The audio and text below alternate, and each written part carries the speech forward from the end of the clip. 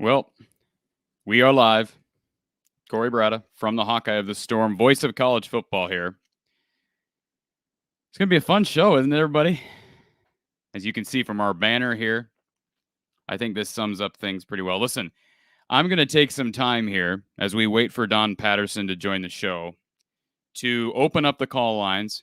All right. You're welcome to call in, sound off. All right. And speak your mind. I'm going to try to say, well, less than I normally would because I obviously, you can imagine I had a lot to say during the game.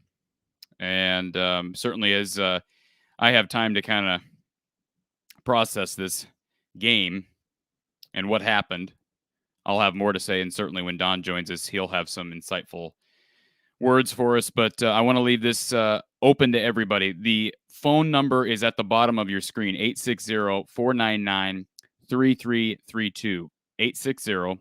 860-499-3332. Iowa gets destroyed, and I don't think that's being hyperbolic. Final score 24-7. And in case you expected anything less than a stellar performance from David Bell, you did not get that. Iowa struggled to contain who I think is the best wide receiver in the league. Now, I'm biased because as an Iowa guy, I've continued, as everyone here listening has, if you're an Iowa fan, you've continued to see Bell burn Iowa cornerbacks year after year after year, literally. And as great as Phil Parker is, okay, I'm not going to sit here and trash Phil. He has not gotten it done against Purdue. That's the bottom line. Brian Ferentz has not gotten it done against Purdue. Kirk Ferentz has not gotten it done against Purdue. All right, these are not grandiose statements. All right, this is legitimate. I'm not going to sugarcoat this. I'm also not going to trash these guys. But the bottom line is, this was a really, really surprising, but also just I don't want to use hyperbolic language. This is one game, but this was a really bad day. I don't know how else to say it without using terms that I'm going to regret later. Okay. This was about as bad as any Iowa fans could have imagined this game to go. I don't know that I don't know the last time where, as Iowa fans, we've felt more let down than in this moment. I'm trying to think. I mean, Iowa's lost heartbreaking games, but when's the last time Iowa has been rolling? I mean, 6-0. You're heading into this game coming off a win against Penn State. I know there was some controversy about that, which I will not talk about today. If anybody wants to call in and talk about it, you can talk about it. I'm not going to partake in that. I think I spent too much time talking about the Penn State stuff this week. I don't think the Iowa players, I don't think that was a distraction. I don't think the Iowa players spent any time talking about, the Sean Clifford stuff and the injury stuff. So that's behind us. But certainly this was just a beatdown. I mean, it was just a beatdown. There is no other way to describe this. It was a total beatdown by Jeff Brom, who obviously knows how to scheme against Kirk Ferentz and Phil Parker. Again, I love Phil. I've been very outspoken, I think, and this is hard to say in a day like this, right? Because we don't want to make we don't want to anoint anybody that was on that sideline today for Iowa. But I would if you ask me today, who do I want to be the next head coach at Iowa? It would either be Bob Stoops or Phil Parker. I think Phil Parker is deserving. He had a bad day, a really, really bad day. And he's had bad days each of the last, what is that now? 4 of the last 5 games against Purdue. And last year was kind of a weird game. I mean, of course, it was basically the same personnel. Aiden O'Connell at quarterback, David Bell, King Doru was out in that game, but it was basically the same story. Iowa did lose the penalty battle in that game. I don't know what the final count today was on penalties. Certainly turnovers didn't help, but this was just an all-around beatdown. They did not lose this game. Iowa did not lose this game because of one thing, all right? People want to attack Brian. He was bad today. People want to attack Spencer. He was bad today. People want to attack Matt Hankins. He was bad today. There was not a single position on this field that played well today. Caleb Shudak missed a kick from like 26 yards. This was just an all-around throwaway performance. And I'm not saying I'll be anxious to get Don Patterson's opinion on this when he comes on the show here in a little bit. Coach Don Patterson will join us. But I almost wonder if this is one of those games where if you're Kirk Ferentz, you just tell your guys, hey, look, we got a bye week. Go home. Don't think about football. Just go home and try to enjoy yourselves. And we're going to basically just throw this game out the window. I mean, I don't know how you look at tape from this game. I mean, again, I'm no coach, but I don't know how you look at tape from this game because everything failed in this game. And maybe that's hyperbolic. We did see 2 late returns. We saw a return on a kickoff from Ivory Kelly-Martin and a good return from Charlie Jones in punt return. So, but again, overall, this is just a really, really bad day to be a Hawkeye. I've never seen Kinnick Stadium cleared out that early. And I can't believe I'm saying that, given the fact that as of right now, Iowa is ranked number 2 in the country. Overrated? Probably. Most likely, right? Were they deserving of that ranking? Probably. 6-0, wins at Iowa State, win at home against Penn State. Don't care about the outside garbage, the narratives. A win at home against an Indiana team that was considered to be a top 20 team heading into the season. Again, that's very much debatable now. But, probably deserving of being number 2 in the country. I just can't believe the crowd was just gone. They were just gone. And I'll be anxious to get Don Patterson's take on this. Don was actually in the press box today. He had some, I don't want to go into detail because that's his business, but he did have some a procedure, I should say that this week. I don't think he'll mind if I divulge that. He had a procedure at the University of Iowa this week. And so for his health, he was in the press box today. So he wasn't able to be out in the crowd, which is probably fine with him in hindsight.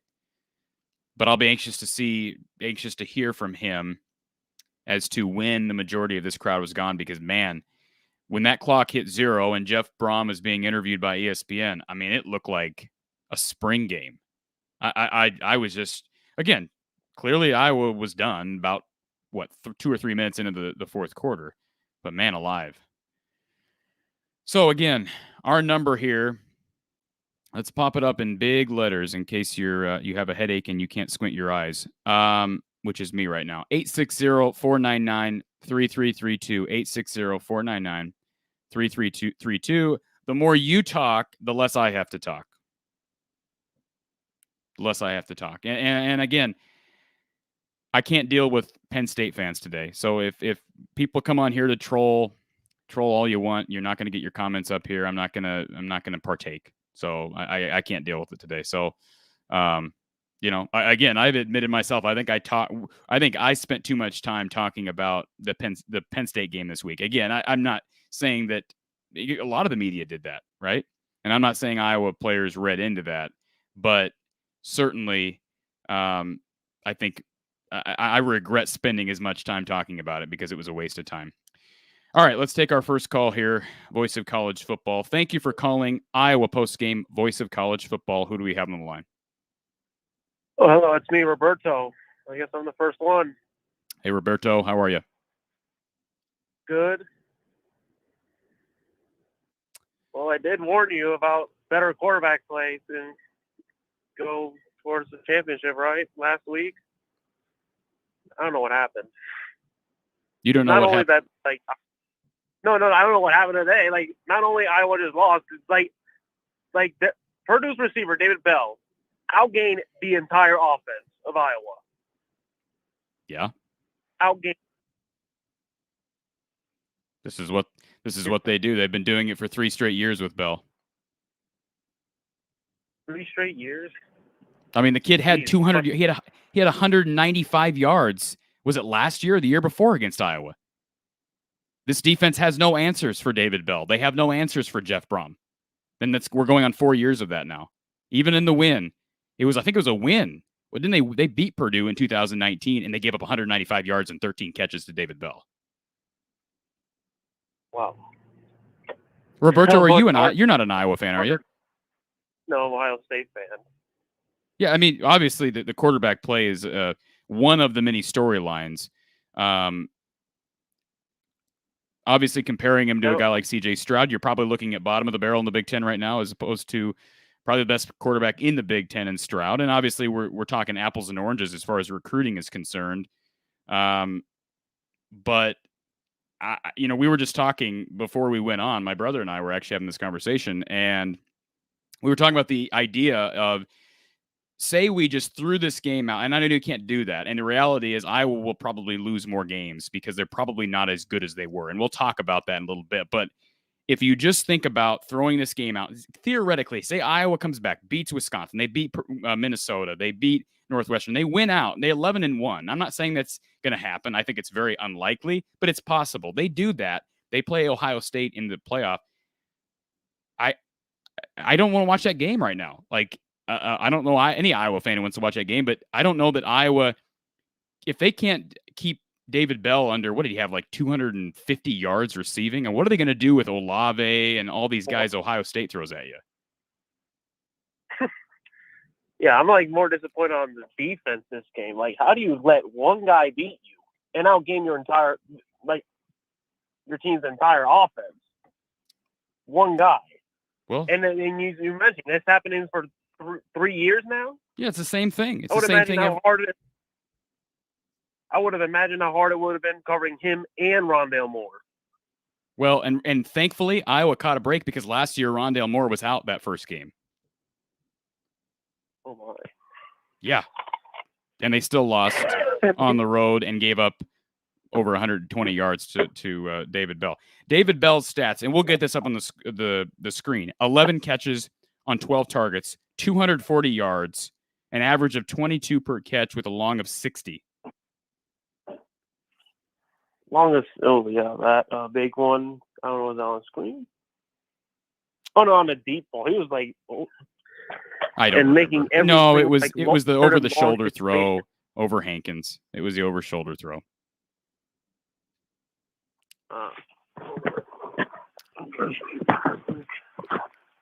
Anything else, Roberto? I don't know. Well, I guess nothing else. I mean, okay. Once again, throughout the day, once again, Texas disappointed and everything. Yes, I did see Texas lose. I was obviously rooting for Texas to win that game and knock off another undefeated team, but now doesn't matter if you're an Iowa fan. Certainly matters as an Ohio State fan. But yeah, you're right. Texas does not look good right now. And my ex-university, which is University of Cincinnati, just won big against UCF. Yes, they did. Yes, they did. And they're probably going to win out. Roberto, I got a couple other callers here, so I'm going to let you go. Appreciate you calling, and feel free to call in later. All right. Thank you. Thanks, man. I hope you bounce back at Patterson. Appreciate that. We got a bye week here. Thank you. Have a good night. All right. My bad. All right. Goodbye. It's all right. We appreciate Roberto calling in. All right. Moving down the caller queue here. Thank you for calling Iowa Postgame, voice of college football. Who do we have on the line? This is Blake. I'm in Arkansas. Hi, Blake. There's a couple things that we could talk about, obviously, but one of them that was on my mind that I was asking myself even since the Maryland game was, how much do you think it would cost to like buy a player off for them to throw a game? I don't know if that's something you want to discuss here, but like, I get. Are you talking? Are you insinuating something about Matt Hankins? No, not him. Not him per se. Okay. I have no idea. I guess where are you going with this? Well, the Maryland quarterback okay, did not perform very well, and I was having second thoughts about the validity of that game mid first quarter, into the first quarter. And I don't know, this game just it kind of smells to me. The defense really didn't play that bad. Well, it smells, yeah, it definitely smells. I agree with you. It smells bad. Considering how long Purdue had the ball and how devastating it must have been for them to sit there and look at the Iowa offensive performance. And, you know, it's almost like a perfect setup. You know, Purdue's kind of had our number in the past. it just doesn't. Something doesn't sound right. Doesn't feel right. Didn't look right. Let's just clear something up here. I get what you're saying. Are you a Hawkeye fan? Yeah. I get what you're saying, caller. Here's the deal. College football is a weird game. It's very much like college basketball is, but probably even more so. It's a game of matchups, and there's no question. I'm not going to make excuses for this squad, but this was a bad matchup. I think Maryland, on the other hand, is obviously a good matchup for Iowa. You've got a short quarterback who's limited with his ability to, I think, throw into a zone. I mean, you saw Aiden O'Connell. We've seen David Blau do it. We've seen Aiden O'Connell do it. Whoever the kid before Sindelar did it. Brahms quarterbacks know how to pick apart this Iowa zone. So I think I would not jump to concluding that there is some vendetta or somebody's throwing games to explain why Iowa performed so well earlier this season. I mean, that one game just stuck out in my mind because of how poorly he did play. I get what you're saying, but let's remember Maryland also got destroyed the next week by Ohio State. And I know Iowa and Ohio State are on the same level. That's sort of to be expected. Yeah, but I'm just saying that Maryland team is not nearly as good as we thought. And that was week 5? So it's still early. They played Kent State, and they really hadn't played a tough schedule minus West Virginia, who's borderline top 25. So I would not jump to that conclusion. I get your frustration, though. And I thought you were referring to somebody throwing this game, but this is just a matter of David Bell just being a mismatch. Yeah, no, I am insinuating that about this game. And let me be clear about this. What I'm saying is dispassionate. I'm not angry about the game at all. I mean, I know these kind of things happen. It's just a sport. The game didn't look right. I agree. It didn't look right. Yeah. Well, who would have thrown the game, caller? A player Petrus. Or a coach? A player. I mean, which player? This was the whole team. Nobody played well. Was it the whole team that threw the game? If we had an average offensive performance, let's just say we played like we did at Penn State, right? Penn State has a good defense. If we just played that well, we win this game. Okay, but they gave up 240 yards to David Bell. I mean, I understand that, and despite that, they still won't put up 24 points.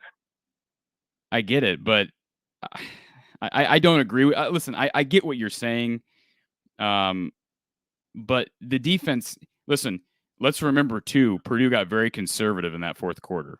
They could have easily had a lot more than 24 points. Yeah, that last 7 minutes, they kind of laid on it a little bit. No, the defense sucked. So I wouldn't.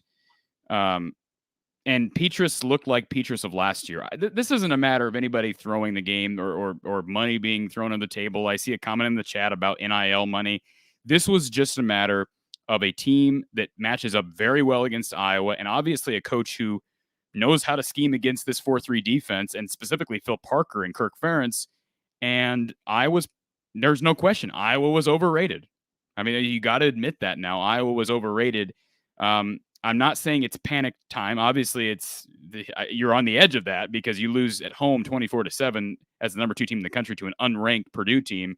There's concern, but I just wouldn't go there. I understand your frustration, though, caller. Yeah, and again, I'm not frustrated at the game, in what I'm saying, but things happen. I get that. It just didn't look right. Well. But anyway. All right, man. I appreciate the call. And, again, we'll talk about this with Don, but as bad as this was, it's one game.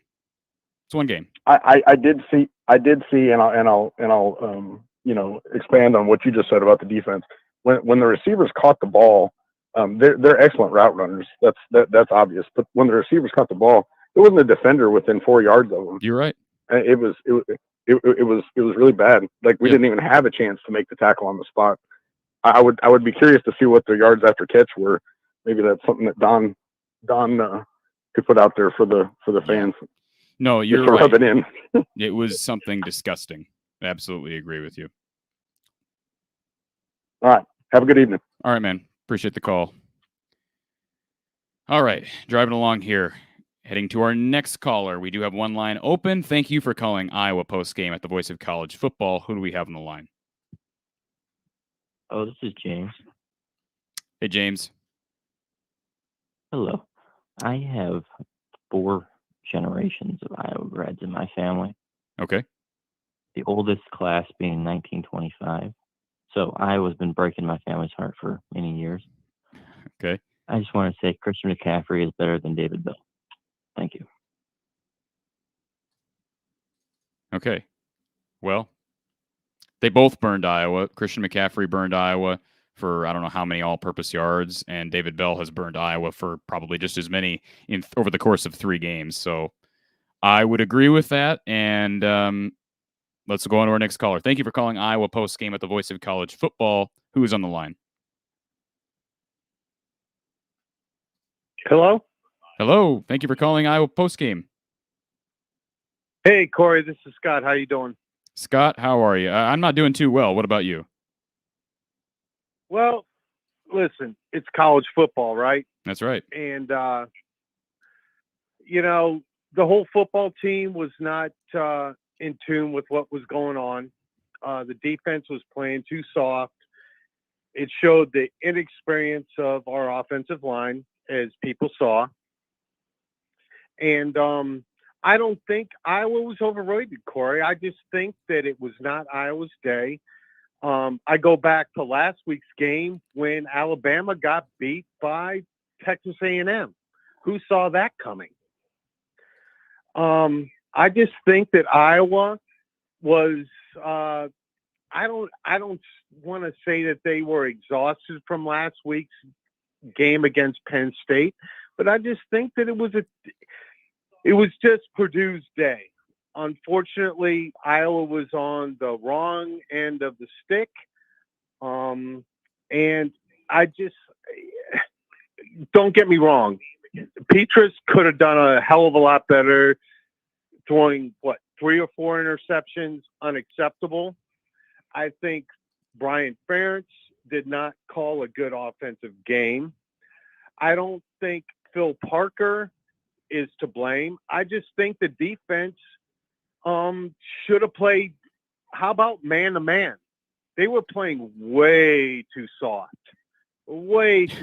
for what was going on, Cory. And that's my view of it. Again, it's college football. What are you going to do? Well, let me challenge you on something.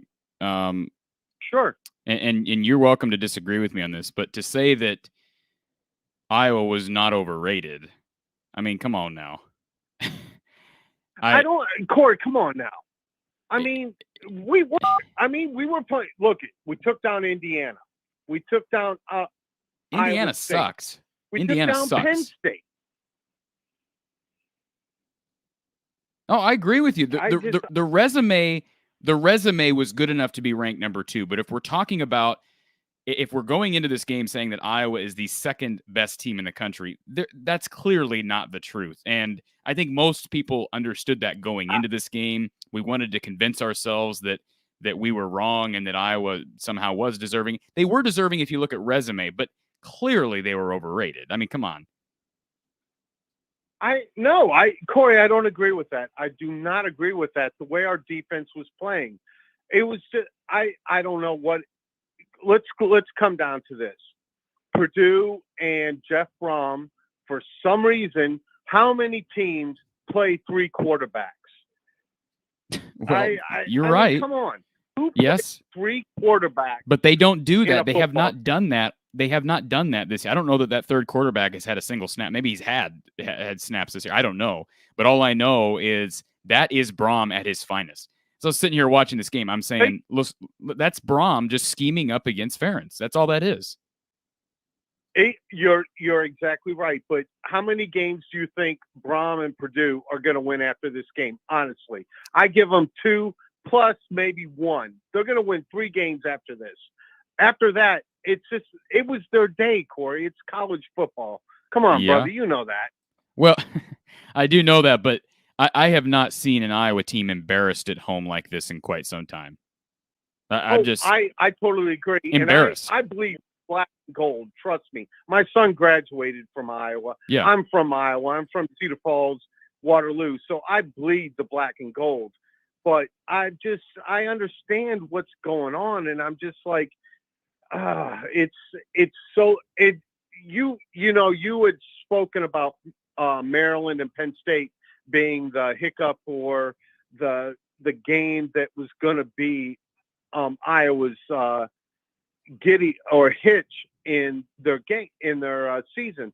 I looked at Purdue and I'm like, you know what? Every time it's either Purdue or Northwestern, Yep. and those teams could be the bottom of the Big Ten. And you know what? They have Iowa's number for some darn reason. And is it unacceptable? I am not going to say it's unacceptable because, again, you're dealing with college students and you're coming off a big win last week. We don't know what practice was like starting from Monday until Thursday.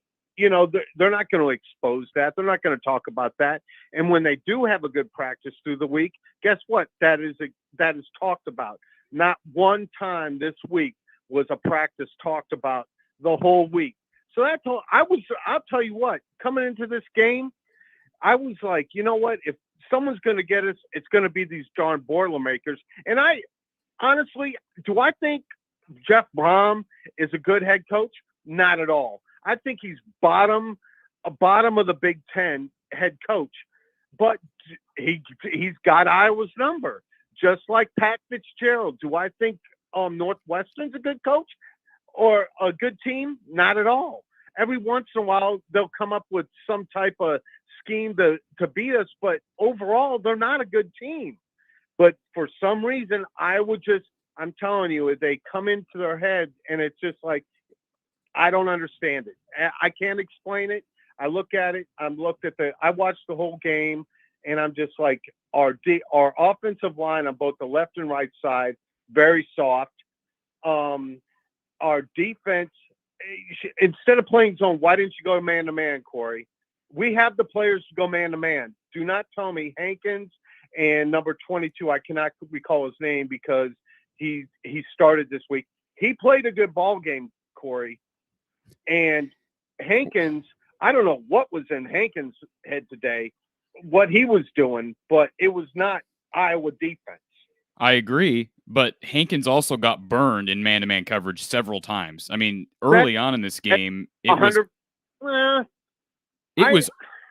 okay.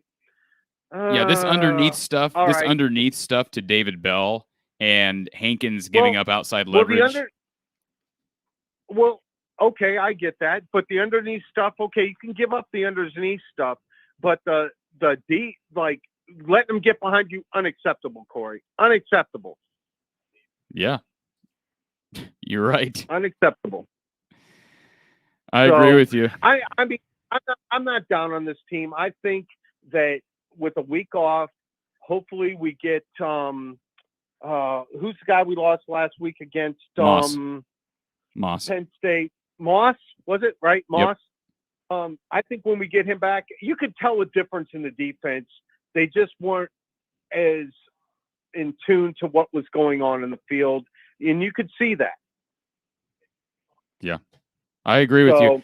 I appreciate your call, and I do have a couple other callers here lined up, but we hope that you can call on a better note next time, caller. All right, Cory. Listen, man. Have a good rest of the weekend, and okay. We'll be ready when it comes to Wisconsin. Amen. I can't talk. Beat the Badgers next 2 weeks. Go Hawks. Go Hawks. All right.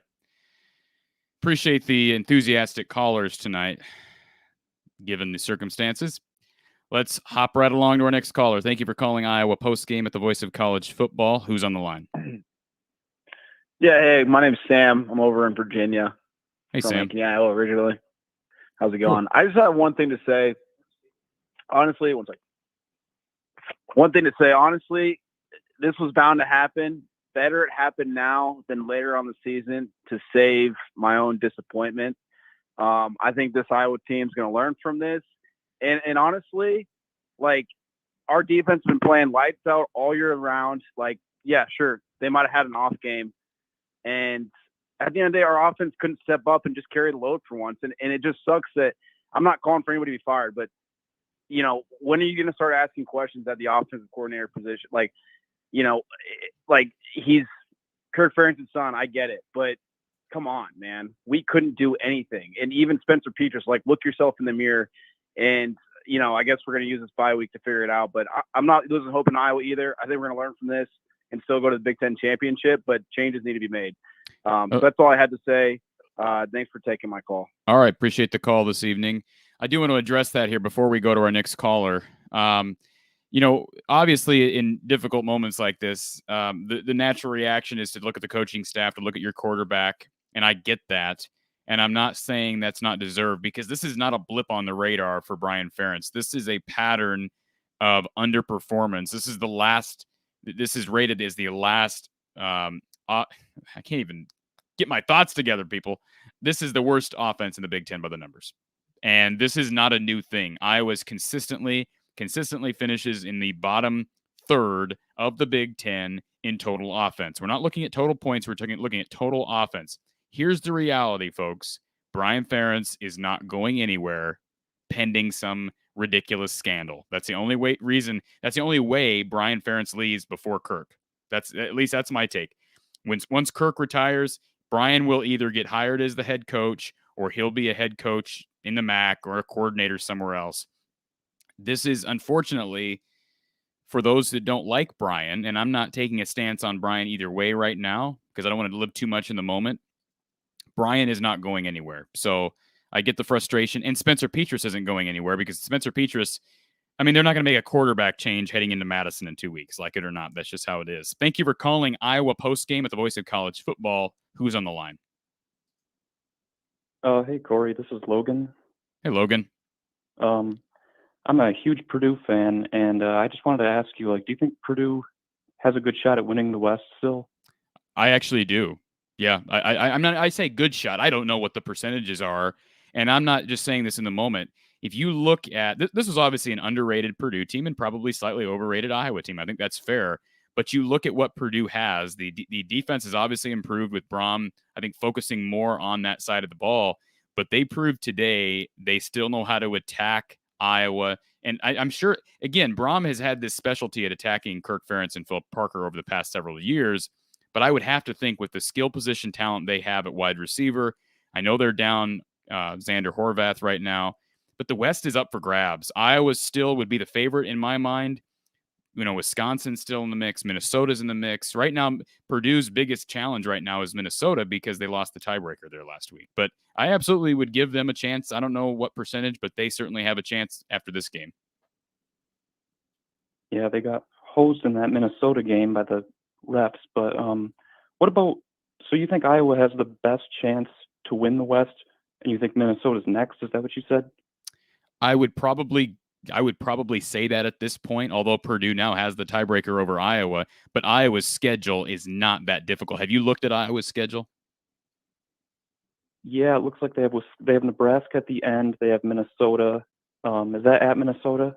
It's at home. It's in Iowa City. Okay. Yeah, looks pretty manageable. Yeah. Purdue has Ohio State still. Right. Yeah, it's going to be tough sledding, but yeah, that's all I wanted to ask you. Thanks for taking my call. Appreciate the call, and always happy to take a call from a Purdue fan. I have nothing against Purdue. Nothing against Purdue. They don't seem to be the whiners that some of the Penn State fans were last week. Of course, it's easier to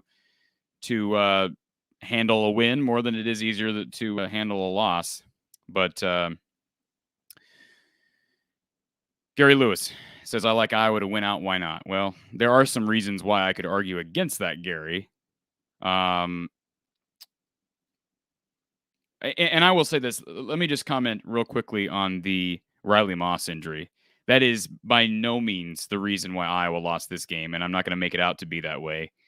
But one has to assume, and I said it going into the game, that was about the worst time for Iowa to lose Riley Moss. It's the worst time, because this is the one team that Iowa year in and year out struggles in the secondary.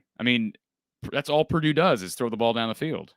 And obviously Hankins was getting burned. And if Moss had played in this game, there's no doubt in my mind, Phil Parker at some point I know Phil doesn't like to switch much in his secondary if he's got two guys he likes on one, short side of the field, wide side of the field. But let's be honest, he would have made some changes and he would have given Moss a shot on Bell. Would he have been able to pull it off? I don't know. Bell is spectacular and he was tremendous today, but certainly that injury did not help. That came at about the worst time it could have. Sounds like Moss may be back in 2 weeks, and they need him. So that's my comment. I think the secondary, and then of course Hankins went down shortly before the half, I believe, right? Certainly he came back. I think he was fine. He was getting burned before he went down, so nobody can say he was not 100%, and that's why Iowa was struggling throughout the entire game. Some confident Iowa fans here. I give you credit to say Iowa will win out. That's a pretty large statement at this point. In response to this comment, Iowa always has a cream pie schedule. Well, they went to Iowa State and won by double digits. They play a 9-game conference schedule, and heading into the season, we thought the crossover schedule was actually tough. They played Indiana, who we thought was a top 20 team, and they did play number 4 Penn State last week and won. So you say it's a cream pie schedule. Yeah, the West is down this year. I don't know what I was supposed to do, and I would not call it a cream pie schedule, but I get what you're saying. Blake, feel free to call Blake, and this may be Blake on the line. I'm assuming this is Blake. Thanks for calling back. Yeah. Hey, I just had one quick question for you. Let me pause this. I didn't expect you to answer so quick. I'm somewhat unfamiliar. I mean, I played football, but I don't know anything about like receiver packages and routes and all that kind of stuff. But it kind of looked like they were just running a generalized route and kind of like poking into gaps. I mean, is that something that they do on high level? I mean, basically, so let's say you're running a slant across the middle, like, just a diagonal or a flag or a post or whatever. Is it something that they can do where the receivers kind of like cut it off at a certain point and the quarterback just leads them to wherever they're going? They don't have something, set. Oh, this is a 10-yard hitch and this is a 15-yard post, and what is that something that exists? Where the wide receivers can actually. Yeah, that would be an excellent question for Don Patterson. I guess I don't know the answer to that question. Obviously, there are some routes that are designed where the receiver has options based on the coverage post snap, but that would be a question for Don. Right. I think Bell, if that's a thing, caller, if that's a thing, Blake.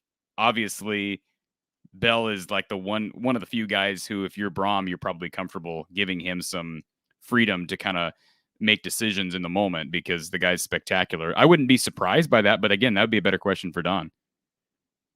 Yeah, their offense kind of reminds me of, and this is nothing negative against Purdue at all, but it kind of reminds me of like a little bit of backyard football when I was a kid. You just kind of go out and you run a route and you kind of fold yourself into the gaps, and sure. Run the opposite way, of the other defenders and stuff like that. I mean, Obviously, whatever they're doing is really effective, particularly against Iowa. Well, let's be honest, Blake. We saw it early in that game last week against Penn State when Clifford was in there. Penn State was attacking Iowa's zone and hitting him in the gaps. And I wonder, again, I'm not going to talk extensively about the Penn State game because we've ran that game into the ground. But you do wonder, what would Dotson have done had he had a viable quarterback? Aiden O'Connell's not a Heisman contender. I mean, he's a good quarterback who can get the ball to his playmakers. Right now, Iowa doesn't have that. And they also don't have a guy like David Bell.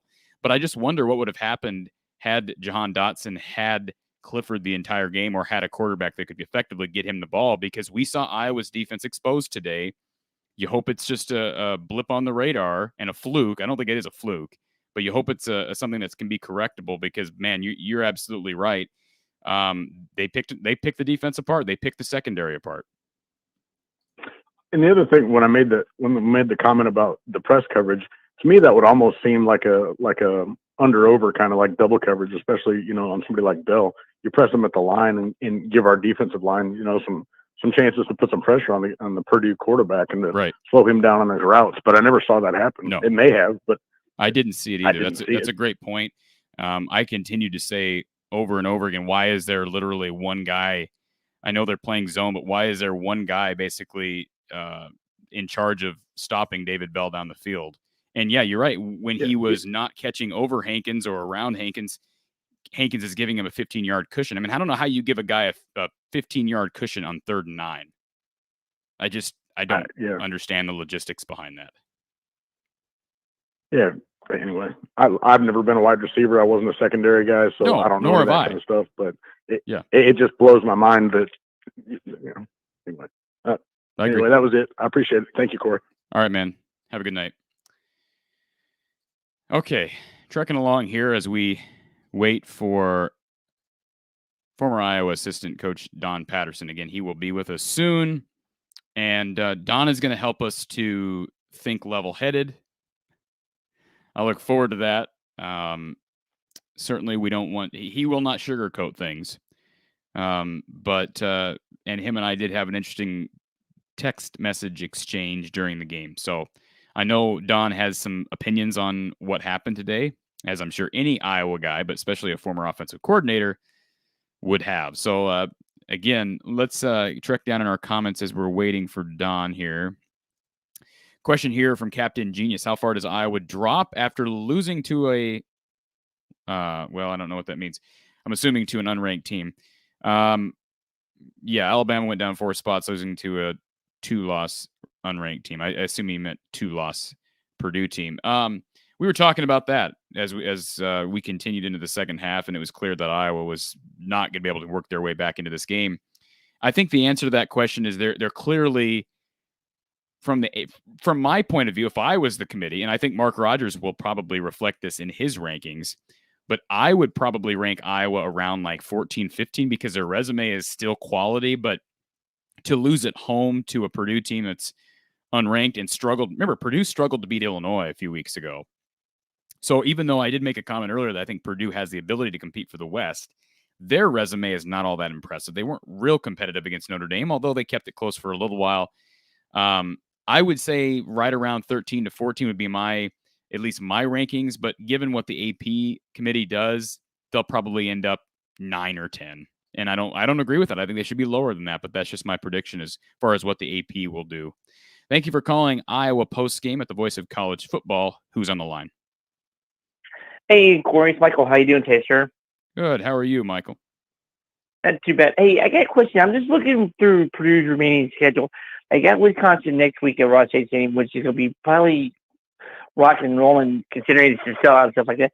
They also have Michigan State, Ohio State as 2 remaining games like that, but Michigan State's at Ross State. Who do you think more likely? Is it Michigan State or Ohio State, or do you think Purdue's defense can hang in there and maybe beat both? I mean, help have a shot to beat Ohio State, considering they've had their number in the past and stuff like that. And it's always been close games. If I'm looking at this schedule again from an Iowa perspective, I would favor Purdue over Nebraska. I would favor Purdue over Northwestern, and I would favor Purdue over Indiana. So there's 3 wins right there. So automatically you're a 7-win team. Certainly the Michigan State game will be a difficult game, but I thought Michigan State, they've shown some chinks in the armor. They struggled to beat Indiana today. So that's a winnable game. That game is in West Lafayette. And the Wisconsin game is in West Lafayette. So you get some good home action there. If Purdue beats Wisconsin next week, I would say that Purdue is right there with Iowa as far as the front runner for the West. And that pains me to say that, but given the schedule ahead, again, besides the Ohio State game, the schedule for Purdue is not that difficult. Michigan State's good, but I believe they're beatable. Now, who does Iowa have for the remainder of the season with the crossover, or are they done with the crossover in the East? They're done with their crossovers, right? They went 3-0 against their crossovers. So they get Wisconsin, they get Northwestern on the road, they get Minnesota, Illinois, and then Nebraska on the road. So the schedule for Iowa is very manageable. That's why I said earlier I would still favor Iowa to win the West at this point because they have the easiest schedule of the contenders. Minnesota, of course, has just 1 loss in the conference, but you look at their schedule. They don't have a real difficult schedule either, but they do have to come to Iowa City and they have to go to Bloomington. So Iowa, to me, given the home matchup against Minnesota, has the best schedule left. Or the easiest schedule, I was the just most wondering. manageable. Yeah. But like I said, I kept telling people this in the past, and everybody said it was crazy and stuff. Purdue only had that, really that one turnover. It was kind of, I guess, because he was stretching out and stuff. But if you can play with and have no turnovers, you got a 95% chance of beating Iowa because their offense is pretty inept. Well, so far you're absolutely right on that. Yeah. And now here's what I'll say: Kent State and Colorado State, they both played Iowa even on turnovers and both lost. But remember, those games were actually competitive. Like Kent State was right there at halftime. Colorado State had the lead at halftime. So Iowa has a lot to prove because you're absolutely right. This is the first game where we've seen a team actually turn the tables on Iowa as far as turnovers. Got Spencer Petrus to make some big mistakes. And when you get behind, if you're an Iowa team, and I'm not talking down by 7 or even down by 10, we saw Iowa fight out of a hole last week. But man, when you get down 2 or 3 scores, it's basically over because and the commentators talked about it during the game on ESPN or on ABC.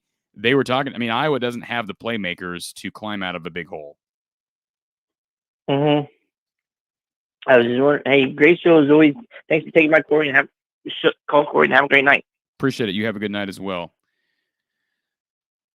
All right, moving along here. Thank you for calling Iowa Postgame at the Voice of College Football. Who's on the line? Hi, Cory. This is Ben. Ben, how are you? Disagree with you tonight on something about the AP poll. Okay. I feel maybe if the AP has been judged different, I think Iowa should drop maybe to below 10. But if you look, Alabama lost to an unranked team that was already mentioned, but also Oregon lost to Stanford, and they dropped 4 when they were in the top 4. Well, and they dropped 4. So correct me if I'm wrong. I wouldn't expect them to drop much more than 6. Sure.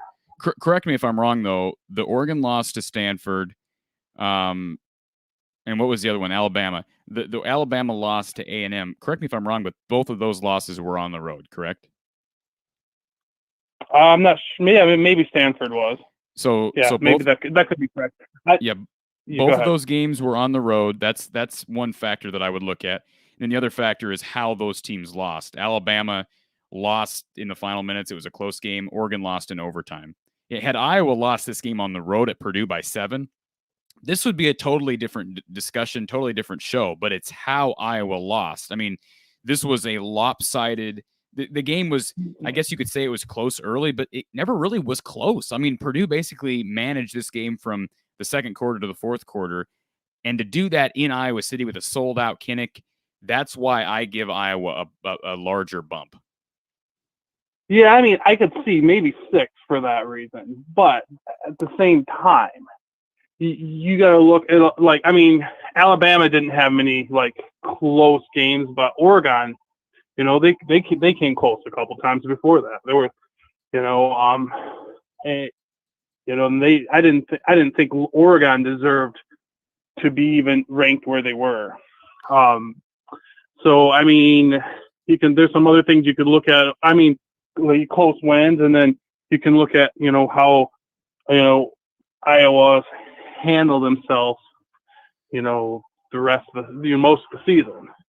If you compare that, if you just compare that directly to what Oregon had done up to the point they lost, I still think, Iowa looks like a better team. So I have a question for you, Ben. And I know this is just total speculation, but if you had to rank these teams based on what you actually believe as far as who you believe to be the top 10 teams. I'm not talking about talent rankings, but I'm talking about everything that makes a top 10 team a top 10 team. Is Iowa a top 10 team right now? Do you think they're one of the 10 best teams in the country right now, collectively? No, honestly, I don't know. It's hard to say, but I would put them in the top 25 for sure. But I think I'd put them about where you said, the 14, 15. But I wasn't basing it from what I feel the AP should do. was basing it off from what I think the AP would do and what they have shown this year so far. Yeah, and the weird thing is, Ben, is this year is weird, so teams are going to continue to lose. This is an interesting comment. I know you maybe can't see our screen right now, but Tyler Jenkins makes this note. Iowa just needs to win out. They can still make the CFP. That's actually, I think, very much true. Now, is it logical to think that Iowa is going to win out? And this would include a win in the Big Ten title game, first of all. If they lose to Ohio State in the title game, you got 2 losses, you're 11-2, you're done. But technically, this is absolutely true. There is no margin for error now. But if you actually are a believer in Iowa, and I'm not saying yes or no, I am or not, but if you are a believer still in this team, technically this is correct. Iowa can still make the playoff if they win out. Yeah, I agree. I would agree with that. I mean, I'm a Michigan fan, and I was really pulling for Iowa this year, and I still am. But also, when I look at who they played, Purdue is almost, if you look at the way Purdue plays, if you're an Iowa fan, Purdue is the last team I think you want to face, because what Iowa, I think, forces you to do is they force you to pass the way Purdue does every game. So it's like nothing Purdue is not used to. That's kind of the way I look at it. Yeah, and I looked at the matchup and I thought that was going to be a lot closer. I was, some of my friends think, thought Purdue was going to get, beat by Iowa, but I looked at Purdue being a lot tougher of a matchup for Iowa. Well, anybody who overlooked Purdue, now I predicted Iowa would win this game by 14 points, but anybody who overlooked Purdue as an Iowa fan has a short-term memory, because again, Purdue's beaten Iowa now 4 of the last 5 years. That's not a fluke. That is, again, a bad matchup for Iowa's defense. Yeah. I mean, Purdue's done that, and Purdue's done that to many teams. Yeah, I remember, I just overlooking Purdue is probably always a mistake, because even when they look bad, they have a good track record of upsetting teams. But that's the problem though, caller. Jeff Brom has had, of course, early on in his career, his tenure at Purdue, the guy really coached up the defense, or at least he had coordinators that were able to make that defense one of the better units in the Big Ten. And that lasted for a couple of years, and then it was more so the offense got explosive. And then recently, Brom committed himself more to helping on the defensive side of things. And this year has been mainly a defensive display. They've held a lot of teams under 20 points, I believe, if I look back at the schedule. And so that's what's weird about them. They're just not consistent enough to be able to get to a point where you're competing for the West every year. But to me, as far as a guy, if I could pick any coach in the Big Ten to scheme up a game plan for my opponent this week on maybe a short week, or, they had a long week because they had a bye week, right? I think I'm correct in saying they had a bye week going into this Iowa game. I would pick Jeff Brom, though. Yeah, so. To me, he's the best game day coach, maybe in the Big Ten, at least in the West. And that's no disrespect to Paul Chryst and Ferentz and, whoever else. But to me, he's the best game day coach in the Big Ten West. Yeah, and I wonder how some of these coaches go on preparing for some of these games.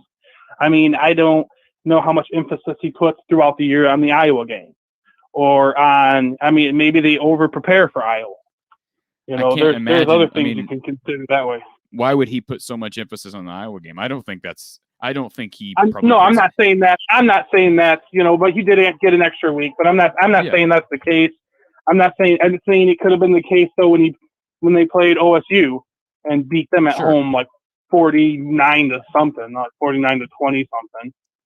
I'm just when you're a team like Purdue and you're already got a couple. You don't have it's the win for you is those big games. The big games like Iowa, the big game. When Iowa's 6-0.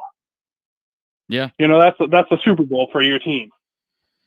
Yeah, and so these kids are coming in and giving everything you got, and for Iowa, it's just another day. Yeah, I look at it like that too.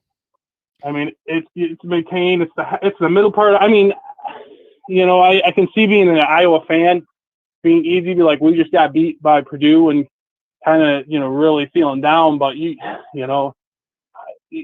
the middle season of the Big Ten. Those guys has Iowa even had a bye yet? No, they get their bye this coming week, and it comes at a good time. Badly needed one. Yep. I mean, you're just getting beat up, throughout the season, and one of these teams. I don't think it's all is lost. What I would worry about as Iowa is just like you talked about with earlier in the season, whether they can maintain turnovers. Yeah. And and I think a lot's gonna depend on whether they can get more production out of their offense. They did not get today. Yeah, well, and I think those are the things. But there's a thing too, from a team going from when they played, their offense I didn't think was very productive, but that can change. That's something that's correctable. Well, but here's the deal, and I know you're not an Iowa fan, but this is a yearly thing. I don't care who the quarterback is. Iowa never has an explosive offense. So, and you have a quarterback who is right now a statue in the pocket, and when the play breaks down, Spencer Petrus has no idea what to do. He's got no clue. He can't scramble. He's not good throwing on the run. When he's good actually on like a boot action play throwing on the run. We saw that last week to Nico Regani on the big play down the field, but he doesn't know how to escape out of trouble and make a play. And he can't do it with his feet. He's not physically capable of doing it. He's not fast enough. So they have weapons. Keegan Johnson continues to look good. I know Sam Laporta has been the leading receiver, but they do have wide receivers. Tyrone Tracy's been a huge disappointment this year. Huge disappointment. But, I get what you're saying. I don't have a whole lot of faith right now in this offense, and I think a lot of fans would probably share that same sentiment. Brian Ferentz has not gotten it done consistently at any point during his career at Iowa. Well, yeah, I understand that from a fan's perspective. I was watching. I didn't watch the whole game, but I did see some. I believe, if I recall, some points that were definitely left. I believe there's somebody. I believe he missed a good shot to the end zone. Where he had a guy wide open. He threw to the guy underneath him. And I had a couple questions of some things that happened on the field, and even as far as actually, if I want to ask you real quick before I forget, I seen a couple. I didn't watch the whole game. I kind of just switching back and forth. I seen I think it was a pass interference called on Iowa, where it looked like the receiver was engaged in blocking for a pass to the outside guy, to the wide receiver, and then there was accidental contact, and they called that a pass interference. Yeah, I think you're talking about Jack Campbell, and Jack Campbell was trying to get out to the back, and he ran. I thought it was an okay call. I wasn't upset with it. I thought they butchered the call at the end. I thought Iowa had the first down on the QB sneak with Spencer. Oh, yeah, that for sure. Yeah, that was messed up. At that point in the game, though, Iowa had gotten outclassed, outprepared, outcoached, outplayed. It didn't matter. Yeah. Well, that was the only thing. No, one thing is I'm curious about that. I didn't see if that kind of, it almost looks like a pick play. And I wasn't sure if it's, he seems like he's pretty awful far off the line of scrimmage to be, and it almost seemed like a pick play. And I didn't know if that was Are you talking about the touchdown? The whole game. No, I'm talking about that pass, pass interference. Yeah, I don't think it was a pick play. I don't know the rule. I know the commentators talked about on the touchdown that the other receivers were angled towards the quarterback, and that obviously helps you avoid getting called for that. But I didn't think that on the Campbell play. I guess I didn't pay close enough attention to it. Yeah, I was just curious if that was maybe a scheme that was going on with that, because I didn't watch a lot of the game. Sure. I seen Purdue move, just on the box scores, moving the ball. And I was like, oh. Yeah. But anyways, hey, I'll let somebody else somebody else get on the line for you. It was nice talking to you, Cory. Enjoy your show. And better luck next week to all you Hawks, man. I'm rooting for you. Appreciate it, man. Maybe we'll meet Michigan in the title game. We hope. I would love that, man. I would love that. Okay, take care. You take care. All right. I want to thank our caller here for waiting. Thank you for calling Iowa Postgame at the Voice of College Football. Who's on the line? This is Nick from Jacksonville, Florida. Hey, Nick. How are you? Yeah, been a Hawkeye fan for 40 years, man. You know, and you called it last week. I did? You called it last week about the Purdue passing game, and they were switching out the quarterbacks. And, oh, my God. Well, unbelievable. I did not call them. I did not predict a loss, so I did get that wrong. I appreciate you bringing that up, that I was right about it, but I wish I was not right about the Purdue passing game, because this has been, and it's not like what is with Iowa with Purdue, man? This is their fourth loss out of 5 times. Yeah, I don't know. That again, I'll be anxious to hear from Coach Patterson, because there is something that Brom is attacking that Phil Parker, for some reason, unbeknownst to, I think, anyone other than maybe Brom and his staff, there's something that it doesn't matter who the personnel is for Iowa, and for that matter for Purdue, or we're talking all the way back into 2017. This I know. continuous, I know. I watch every game, buddy. Every game. I mean, there's something out there right now that Phil Parker just cannot seem to solve with Brom's offense. And I don't really know what it is. Obviously, you can simplify it and say, well, the receivers are just out, they're better athletes. Iowa's played good receivers. They played Ty Freifogel with Indiana this year. They played Dotson last week. The kid for Maryland, I know he got hurt, Demas. He's one of the better receivers in the Big Ten. A lot of good receivers in the Big Ten. But this is a yearly thing, and I don't get it either. I just don't get it. And it's like they're Achilles heel. I mean, they got 9 wins, most ever against top 2 teams. Yeah, it's unreal. And of course, not all of that is, Coach Brom, but that program, they seem to rise to the occasion. Yeah, did they have a bye week last week? I'm yes, not they sure did. on that one. Yes, they did, I believe. Yeah. But, yep, that always hurts. I caught your show last week. You're awesome, bud. You're awesome. Appreciate it, man. I appreciate that. First time I've ever seen it.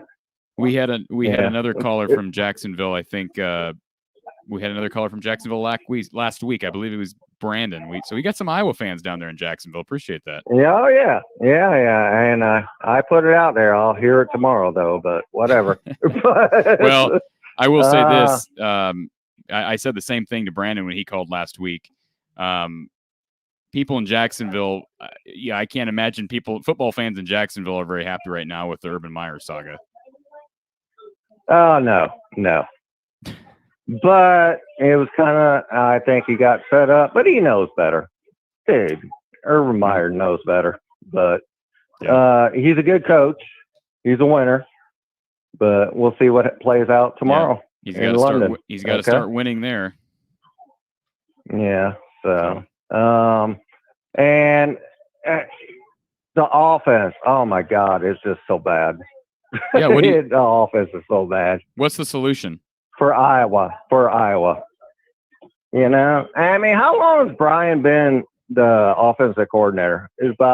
I know he was with the Ohio State game when we beat the pants off of Ohio State. Was that his first year, or was that his second year? I'd have to look back. It was either 2016 or 2017, because I recall, surprisingly enough, Greg Davis was the offensive coordinator in that 2015 run. Yeah. Good season. Yeah. But another team, Northwestern, Achilles heel in Iowa. Good. Listen, if Iowa loses to Northwestern this year, we got big problems. Yeah. Well, I don't think it. I knew Purdue was a decent team. I knew they were. They're 3-2. It's football. I mean, you got to play the game. But I mean, they were just so bad. So like you said about preachers, and I was listening to your phone conversation with the other guy. Yeah. And he's like, if that play ain't there, he doesn't know what to do. I mean, it's just. He's helpless. I just don't get it, man. And But, we noticed this. You noticed this too, caller, real quick before you hang up. One thing that Spencer does when he gets pressured in the pocket, he looks like he's trying to get out of the pocket, but he doesn't really know how to go about it, and then he ends up stumbling for a sack. Yeah, that's true. I don't know the solution either. I mean, a lot of people are calling for the coordinator to be fired. I see Doug's comment here, but that's not going to happen mid-season. You can't do that in the middle of the season. You can't do that. It's not going to happen. Yeah, and we still got a chance. We went out. We can go to the Big Ten championship game, but we just got to get some fixing done.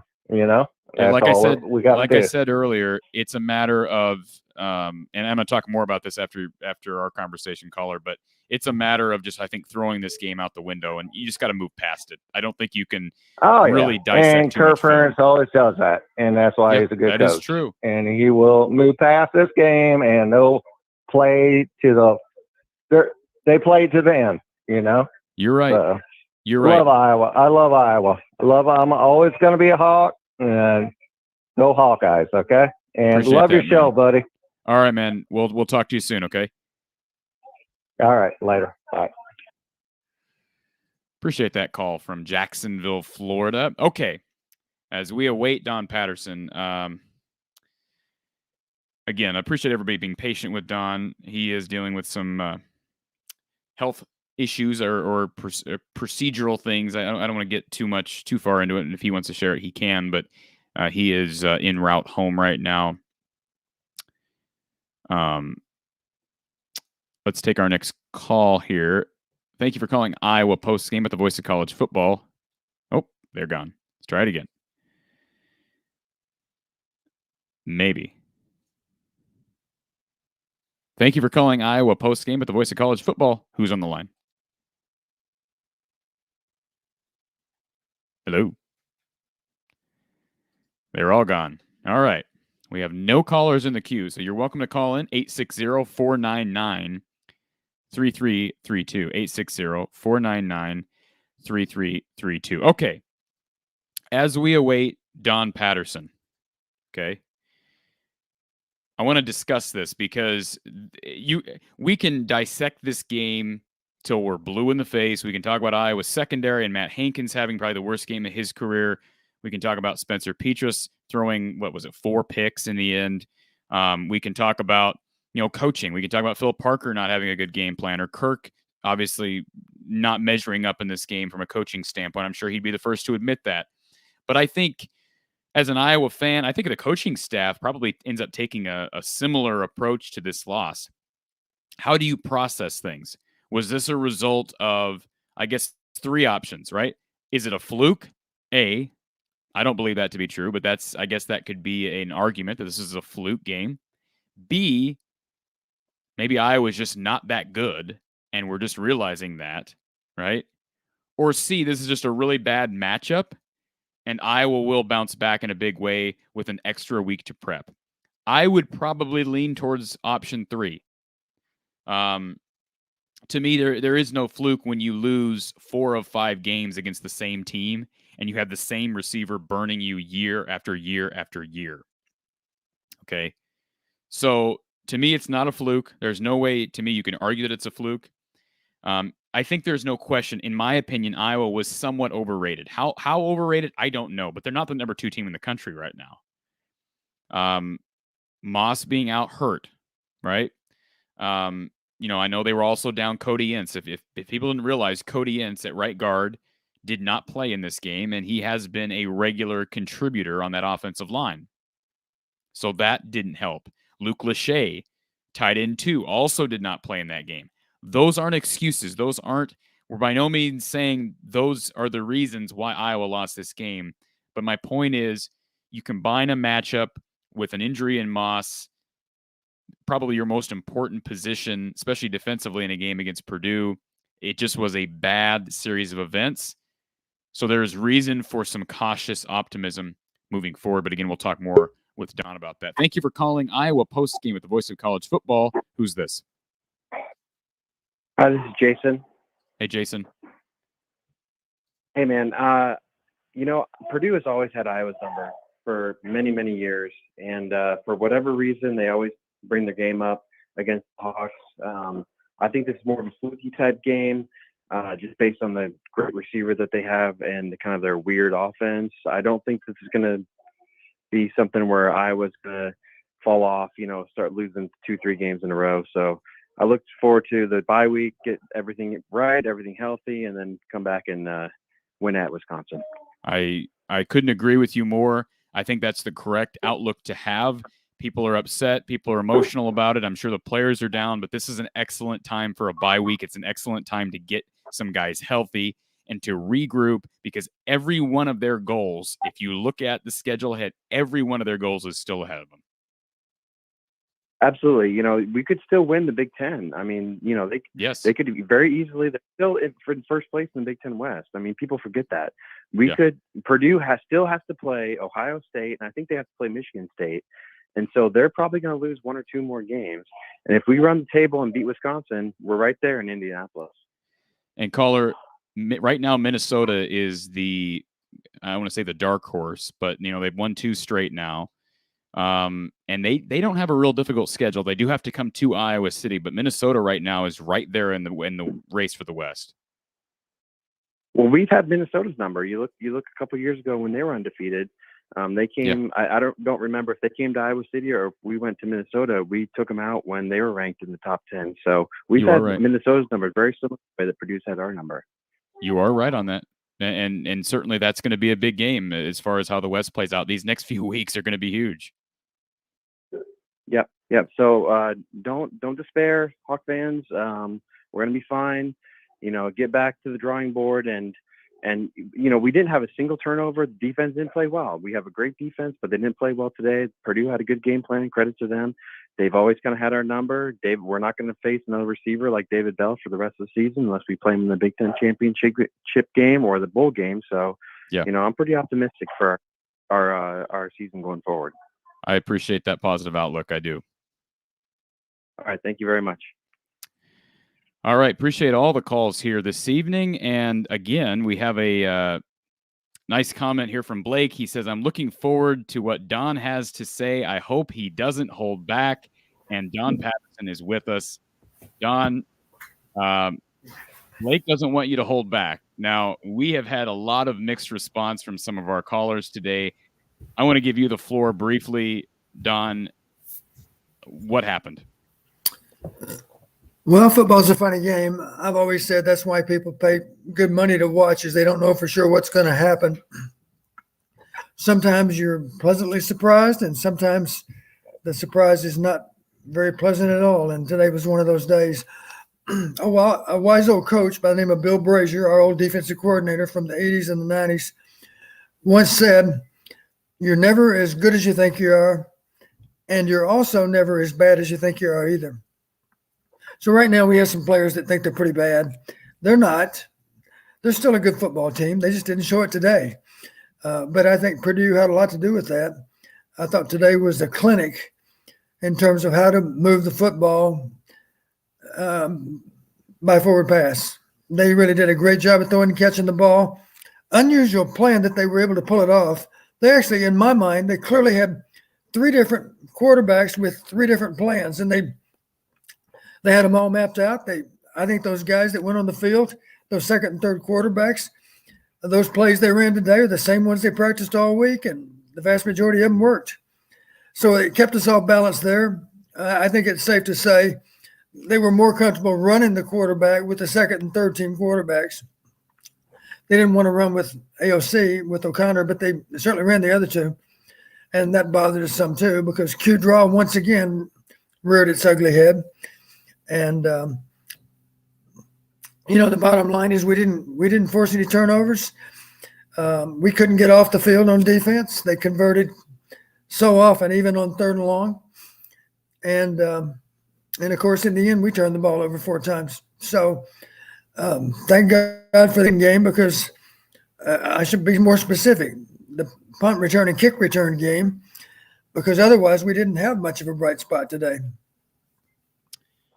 Yeah, when we first jumped on, and we're sitting at about an hour, Don. When I first jumped on, that was what I said. I couldn't really scrounge up a place where Iowa won any battles today. And then I thought, well, the kick return battle late in the game, I'm going to call it a battle, but Iowa did produce a couple nice kick returns. Charlie Jones with the punt return and Ivory Kelly Martin with the kick return.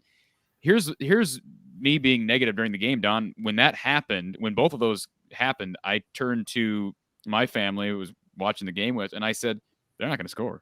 They're not going to get in the end zone. It was just one of those days you just feel, and of course, that's not a good attitude to have if you're a player, and I'm not saying they had that attitude, but Don, it was just one of those days where nothing worked anywhere on the field offensively, and certainly Spencer had his worst game of the season. How does he bounce back after, boy, there's going to be a lot of the outside noise, especially going into a bye week towards Spencer. Right.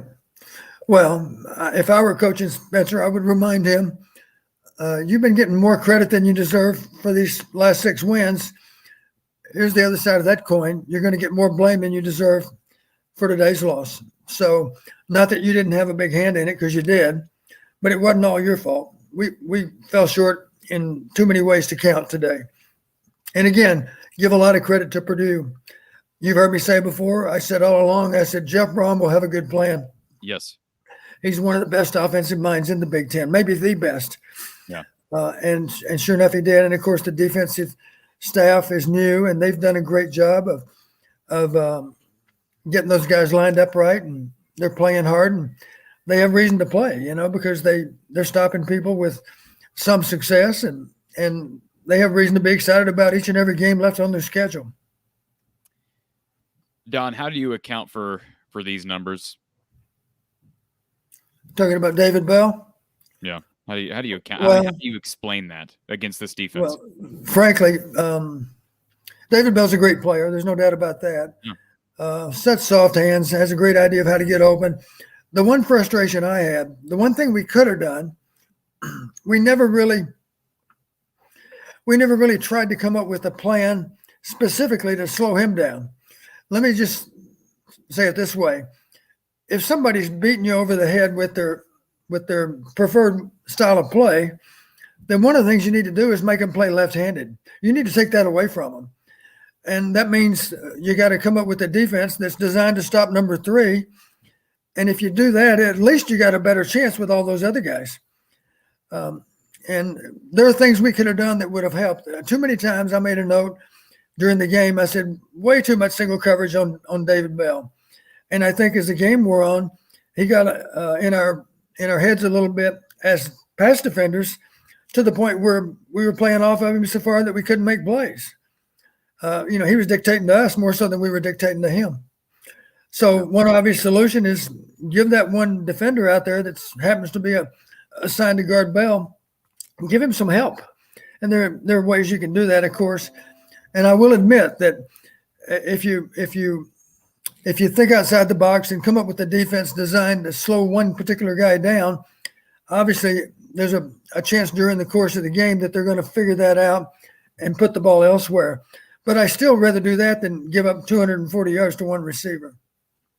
And this is Don. He had 200 yards, 2 years ago, and like 130 last year. So there is no question in my mind that right now, and you said it, Brom is maybe the best offensive mind in the Big Ten. Certainly, if I had to pick a coach to devise a game plan, an offensive game plan, and I had any coach in the West, boy, I'd pick Brom every time, because he's a savant with learning how to scheme against what has been the best defense probably in the Big Ten, Don. Yeah, here's another factor in today's game, and we talked about it a week ago. I was a little bit concerned because they had 2 weeks to get ready for us. And I mentioned that's a little like a bowl preparation, because you have more than a week to put your plan together. And I think that probably had something to do with it today, too. They had more time to work on us than we had to work on them. Don, here's one observation I had during the game, and as we continued throughout the game, it seemed to me that Iowa actually caught a number of breaks in this game. For instance, Iowa was down towards the goal line. I believe it was second quarter, and Petrus throws what should have been a pick six. I mean, Right. that ball was going back to the house, and it's just dropped. It's just dropped. So they get away with that. Then you have the missed 31-yard field goal. Now, you could argue, well, Iowa also missed a field goal. The only reason Iowa had a field goal try is because of the dropped pick. Purdue misses the 31-yard field goal, and then you have later in the game this what by inches would have been a touchdown, but he lets go of the ball short of the pylon, and it ends up being a touchback. And that was the right call, Don, but those are a lot of breaks, and Iowa could not capitalize on any of them, including those two big returns by Kelly Martin and by Jones. Yeah, that was a real break there on the pylon. I said at the time, I said, looks to me like he actually let go of the ball before it hit the pylon, and that's exactly what happened. And at that point, of course, it's a fumble by definition. It was our only turnover today. Yeah. It's a fumble. It's a fumble that goes out of bounds in the end zone as soon as it hits the pylon. Officially, it's in the end zone. And at that point, the only call is touchback. So we were lucky. You're right. We dodged another one. It would have been 31-7 with how the game ended up playing out. You would have had to add in 7 more points. So obviously Iowa ran the ball okay in the first half. Don, what did you see from Tyler Goodson? I thought he played well early, but when you dig yourselves a hole, you kind of have to abandon the run. Yeah, they just did such a great job. We could not get off the field defensively. And the other side of that coin, of course, is we didn't sustain drives very well on offense. Just to give you an idea about analytics, everybody always enjoys hearing about analytics. There were 3 parameters out of 25. I looked at their last 11 games, which of course included last year's Iowa game. And 25 parameters in 11 different games. That's 275 evaluations. I did all those, and there were 3 parameters that stood out. And I'll touch on it now because it's ancient history. The team that had won first quarter scoring had won 9 out of 10 games. There was one tie in there, but 9 out of 10 times, the team that won first quarter scoring had won the game, 90% win. As a matter of fact, the only exception happened to be a game, as I recall, it was Purdue winning the first quarter and yet still losing to Notre Dame. That was the one exception. So as I explained it to the coaches, if you win the first quarter, I'll put it this way, any opponent that's won the first quarter against Purdue has won the game every time in all 11 games. Of course, sometimes Purdue won the first quarter, and typically they won the game, the only exception being Notre Dame. So that was one. We needed to win the first quarter. We failed to do that. Secondly, we needed to win on red zone scoring success because that percentage was not 9 out of 10, but it was, as I recall, 8 out of 9. 8 out of 9 games, a couple of ties. 8 out of 9 is 89% win. You need to win on red zone scoring success. And furthermore, a year ago, that's precisely why we lost to Purdue. We both had 5 opportunities in the red zone. They made better with their chances than we did ours. And of course, in a close game, that's the difference in the game. And then number 3, the team that had any edge on turnovers had won 6 out of 7 times. There were 4 ties in there. Matter of fact, we tied them last year on turnovers. And of course, that's 86% win.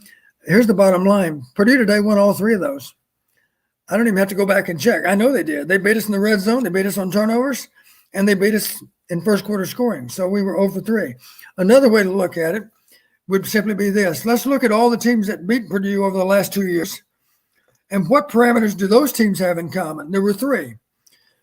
The team, in all cases that beat Purdue, ran for more yards, had more rushing attempts, and had fewer pass attempts. I'm pretty sure that Purdue ran for more yards. I think they had more rushing attempts in the end. And then I think we probably did beat them on fewer passing attempts, but that's not good enough. That's 1 area. No, and it's hard to not have fewer pass attempts because they have no run game. I mean, right. They had one running back on scholarship heading into this game, and it was a kid who'd been hurt. King Doru had been hurt, and everybody else is a walk-on. And I'm just amazed on it. And you talked about red zone scoring success. Purdue was one of the worst teams, maybe the worst team in the Big Ten heading into this game as far as red zone efficiency. Yeah, primarily because they were ineffective in running the ball. Right. Yeah, and they were one-dimensional. So again, I don't have the red zone numbers specifically in front of me. I'd have to go back and figure it, but certainly they improved in that category today. And Iowa's red zone defense, I I don't know what, I'd have to track the games, but Iowa's red zone defense doesn't look all that great right now. We No, saw not Penn today. State have some success last week in the red zone. You're right. Okay, so let's take a look at Spencer Petrus numbers, Don. I know this has been a hot topic with people. A lot of people are attacking Brian and the offensive play calling, but Spencer certainly played a large role in this loss. Very similar numbers, actually, to last week. So last week against Penn State, let me pull up the numbers for Spencer last week. Last week against Penn State, Spencer was 17 of 31 for $195, but he had just one interception and 2 touchdowns. So he ends up with 4 picks today, no TDs. He looked like Spencer of last year, Don. I mean, that's how I would describe him. Where does he go? I know you talked about shaking it off and what the coaches are telling him, but he is, one of the comments I made earlier is he really looks helpless, at least from my vantage point. And George Karlaftis, I give him credit. He was all over. Number 5 was all over Spencer today. He was all over both tackles. But when Spencer is pressured in the pocket, he doesn't know what to do. He's helpless back there. Yeah. I did talk with you sometime in the past about flush drills. I would strongly recommend we need to practice flush situations more, primarily because we don't have any guarantee that we're going to be able to hold them out of there very long enough. And of course, at that point, it does become a flush drill. Whether you like it or not, it's a flush drill. So my point would be, I think part of our problem is when we do flush, the responsibility is with Spencer to try to make something good happen, but it also lies with the receivers. And we talked about it before. You know this because we talked about it. You don't work parallel. You either work deep or you work back toward the ball. You work in the direction that the quarterback's working. Otherwise, you're no factor anyway because he can't find you. He can't get the ball to you. So first priority, work in the same direction he's flushing. If he flushes left, you better be running left. And for that matter, you only got 2 options: work deep or come back to the ball. Come back toward the line of scrimmage, I should say. And whatever you do, don't work parallel because there's going to be some defender undercutting your route at that point. And that's how interceptions occur. So it looks to me like we're not very good when the play breaks down, as you said. And part of the problem, of course, is Spencer's below average just in terms of escapability. He doesn't have great escapability. But that's okay in that if the receivers understand better how to react to any kind of flush situation, and of course it all starts with if we can just avoid 3rd and long, avoid 2nd and long, if we can better and more efficient on 1st and 2nd downs, because right now our percentages of third down are too much long yardage and not enough short yardage. Don, there's a question from Blake Jameson. He called in earlier. So he's asking you to speak on calling routes and the receivers adjusting depths and angles to fold into the defense. Is that a thing in college football? So the way he described it is, does David Bell or these elite receivers in the Big Ten, do they have some sort of flexibility? I mean, according to Blake, what he saw a lot today was Bell sort of, at least from his point of view, Bell kind of being able to adjust his route given post-snap coverage. Do you get what I'm saying there, Don? Is that a thing in the Big Ten? Yeah, we had kind of expanded on this a little bit. We actually had calls. If we wanted to throw the ball to a particular receiver, we might simply designate the play. Give an example of a play action pass. Pro right 44 W given. We're saying W, the flanker receiver. You're the primary receiver. We're telling you we want to get you the ball. And today's equivalent, of course, would be David Bell. So all we're asking you to do is assess the coverage and run the proper route. So you do have route options at that point. And, of course, an experienced receiver like David Bell can generally have a good idea as to how to adjust his route to take care of the particular coverage. And I think we saw that today. Certainly he has the ability. He's one of the more – I think he's the best receiver in the Big Ten, Don. Maybe I'm certainly biased after what we saw today. I know everybody's gushing over Dotson and Freifogel and even Demas for Maryland. There's a lot of good wide receivers. This is not the year of the quarterback in the Big Ten, Don, but it's the year of the wide receiver. Am I wrong? Yeah, I think you're right. And honestly, I would give the edge to Bell. Some of the other receivers you mentioned, they're outstanding players, but they don't have his height. They don't have his length. And to be honest with you, I think in terms of soft hands, I would probably, give David Bell the edge over all of the receivers. I think he's maybe the least likely to drop a ball of all of them. Yeah, I would agree with that. Okay, running along here, our call line is open. If you want to call, we had a lot of callers earlier, but if you want to ask Don a question, 860-499-3332. 860-499-3332. Okay, Don, how do you handle this loss moving forward? And I talked about this before you jumped on. I almost think, from my perspective, that this is a moment in time where if you're Kirk Ferentz, you tell your guys, okay, we're going to take a few days off, kind of clear your mind. And I'm not saying you don't look at any tape from this game, but there was so little that went right in this game. I almost feel like just flush it and move on. Am I right in that, Don, or you have to dissect this? Well, the only problem with that is that you have some players, specifically offensive line comes to mind. There's some assignment errors, I would imagine, in the O-line. There's certainly some technique errors. So you got inexperienced players playing in the O-line. The best way for them to get better, of course, is for you to be able to point out to them the mistakes they made today, be able to show them the video and explain what they might have done to make a difference in a particular play. So I would still for sure point out the mistakes that they made. I wouldn't dwell on it. I would simply say, whatever the day might be, I'm assuming it's either Sunday or Monday. I would hope not tomorrow. I would hope Kirk would say, I don't want to see anybody tomorrow. You guys need a break. The coaches need a break. But just for the sake of argument, if it is Monday, when you meet with the players in terms of looking at the video, you need to correct the mistakes that are assignment errors. You need to correct the mistakes that are obvious technique mistakes. But you don't need to beat them over the head with the video. My point is, if Karlaftis beats one of our tackles with a particular pass set, and you know beyond any shadow of a doubt that the tackle already understands what he did wrong, you don't need to show 5 of those snaps. You just need to show 1. Okay. And in that regard, it might not be as painful to watch that video as it would otherwise be. So you just selectively show the video. You might even mention, this is a mistake you made against a really good edge rusher. By the way, you made this mistake other times too. We're just going to show you one of them. Let's just focus on this one, but just be aware that mistake reared its ugly head 2 or 3 other times, whatever the case might be. And you just got to keep it positive.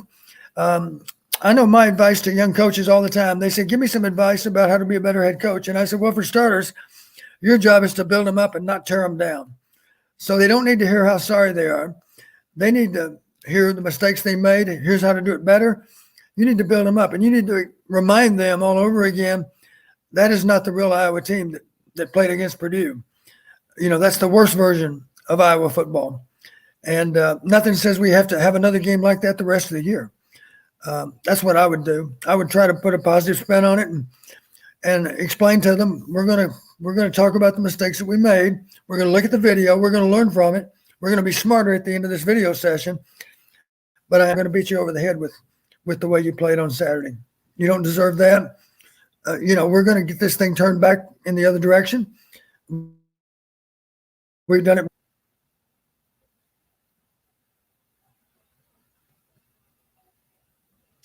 Don, I do have a question here. This is a question for me, I guess, from Blake. Do they still sell euros off carts on Welch? You're talking about Ames. I don't believe so. The thing down in Campus Town now is the cheesesteak factory. So Philly cheesesteaks, if you're a Philly guy. Anyways, wanted to answer that question from Blake. John asks a question here, Don. And I know we kind of covered this, but he brings up Ohio State, and I think that's a fair point. If you look at Iowa's schedule, if you look at the breakdown in the West and Iowa's goals, if you look at that just for what it is, Iowa still has all of its goals in front of them. I think there's no question. Certainly they can still control the West. They win out. They're going to win the West most likely. I certainly think if they were to win out and then beat Ohio State, you're probably in the playoff. Now, I don't know. That may be far beyond what we should be anticipating, Don, based on what we saw today. But how does Iowa defend if they can't defend one guy in Bell? And certainly Wright is no slouch either. but how do you defend Ohio State's skill position players? Yeah, honestly, Cory, I don't think there's any reason to even address it right now because we need to we don't need to worry about playing in Indianapolis. We need to be worried about playing well in Madison. Here's a question for you. Does Purdue have 2 losses already in conference? No, they have 1 loss. Just one. They lost to Minnesota. That's it? They lost to Minnesota and they lost to Notre Dame. Okay, well, talking about having our fate in our own hands, that's not true. If they went out, then they're going to have 1 loss in conference. We've already got 1 loss in conference. They beat us head to head. Right. Now, do I think Purdue's going to win out? Of course not. There's any number of teams they can lose to. But the reality is there are teams we can lose to also. So we just need to, as Coach Fry used to say, we need to stick to our knitting. We don't need to worry about everybody else. We don't need to worry about how we match up against Ohio State because that game is light years away. We don't have to play that game until December. There are so many other things to worry about between now and then. And Purdue does get Ohio State. That's down the road, but you're absolutely right, Don. Minnesota is now right there in the race as well. So you're right. Iowa has to just worry about improving. This is a good time for a bye week, Don. Am I wrong? I mean, absolutely right. Appreciate the call from Scott here earlier. Thank you for calling in. And of course, we look forward to hearing from you again. Hawkeye Howard is here, disappointed in the O-line and the D-line, Don. The D-line, to me, has taken a step back these last 2 games. What are your thoughts on Phil Parker's guys up front? Well, I think as these other teams get more and more video of our D linemen, they get a little better handle on how they play, their strengths and weaknesses, their best moves. You need to realize these offensive linemen that are going against our D line, they really study them. They study them as individuals even. And so over time, they realize, here's how this guy likes to pass rush. Here's how somebody else might pass rush in a different way. One might be strictly a finesse rusher off the edge. The other guy's the kind of guy that's going to try to bull rush you. You better have your hips down. You better have your pads down because he's going to try to just take you and run you back into the quarterback. So one is a finesse rusher, the other's not. You need to have an idea, of course, of how each individual plays. And I'm sure as they get more and more video of our guys, even if we're playing 8 D linemen, typically you only have to worry about studying maybe 2 or 3 of them, depending on what position you play. Obviously, if you're playing tackle, it's probably either one defensive end or the other, or of course we do sub. So theoretically, there might be as many as 4 defensive ends you need to study. In the same way with inside players, centers and guards, you got 2 inside defenders that you need to have an idea about, and of course they're 2 backups. So at the most, you need to concentrate on 4 players and just identify how they play differently because they're all different animals. They all have strengths and weaknesses that are maybe different from one player to the next. And just have an awareness of who you're going against. This guy's a finesse player. He's going to try to outrun you. This guy's going to try to run you over. Adjust accordingly. And Don, Bob makes the comment he thought the O-line would be better by this point. Where would you rate development right now with these tackles, especially with DeYoung and with Richmond, along with the interior that was down Cody Ince? Cody Ince, I don't believe, got a snap today. I believe he was down with an injury. So how would you rate the development of this O-line? Well, I mentioned a week or 2 ago, from one week to the next, they're becoming smarter players. They're learning from their mistakes. But here's the bad news. It's hard to get bigger, faster, stronger from one week to the next. It doesn't happen. That's the kind of thing that happens from one season to the next. So, we can't change their physical skills much at all. What we can do, of course, is be sure they become smarter players from one week to the next. Okay. Do have a couple questions here in the chat. Let me find them here. First of all, Don, do want to address something. I want to ask you how you are feeling. I know you didn't go into detail earlier with our listeners, but I know you were in the press box today because of some health-related, I want to call them issues, but how are you feeling, Dad? I don't want to take that for granted. I'm doing okay. Thank you for asking, Cory. The listeners shouldn't worry about me. I'm planning on living a long time. I'm not there yet, but I'm certainly getting there. And I had I was exposed to a lot of sun in 37 years of coaching, and it's not a shocker to hear that I might have some issues with skin cancer. So I did. I went to see dermatology on Thursday, and the good news is none of it's malignant. So they cut on me. They operated on me as they need to. They didn't dig any deeper than they had to be sure they got all of the bad tissue. And now I'm in recovery phase, and that's why I've got my arms wrapped up, because I got to protect these. You know, I've got about a 3-inch scar on each arm where they've sutured it together, you know, to get rid of that bad tissue. So that's why I asked a favor of Steve Rowe. He was kind enough to allow me to watch the game from the press box, and it did give me a chance to make some notes during the game. On the other hand, I didn't really feel part of the crowd, because you're really isolated from the crowd noise when you set up in the box. Well, and that is very nice of Steve Rowe and the University of Iowa, but certainly you deserve it, Don. So good to hear that you were able to have that comfortability today. Good compliment here from, I believe, a non-Iowa fan. He says, Coach Patterson, I've been listening to you, impressed with your insight and stats on today's game. Despite a loss, it was great hearing your insight. So good comment there. It's my pleasure. My wife would tell you that's really all I know is football. Event Tide makes a comment about the O-line. We're missing guys like Wirfs and Scherf. Well, these guys are young, not to say they can't develop into very fine tackles, but they are young. Now, Don, did you watch the Minnesota-Purdue game? And as you answer this question, I have to dip away for just a second. So I'll leave you this question, and I'll be back in about 30 seconds. Did Minnesota double Bell, or how did they contain him? He did run get over 100 yards in that game. That's a good question. I don't honestly know. I didn't put a lot of time into looking at specifically at the Minnesota-Purdue game. I do know this. The weather was a big factor. It was not a very nice day to play football. Made it more difficult to throw the ball. I think that's one reason you had such a low-scoring game. And it still doesn't surprise me that Bell might end up with 100 yards receiving, even on a poor weather day.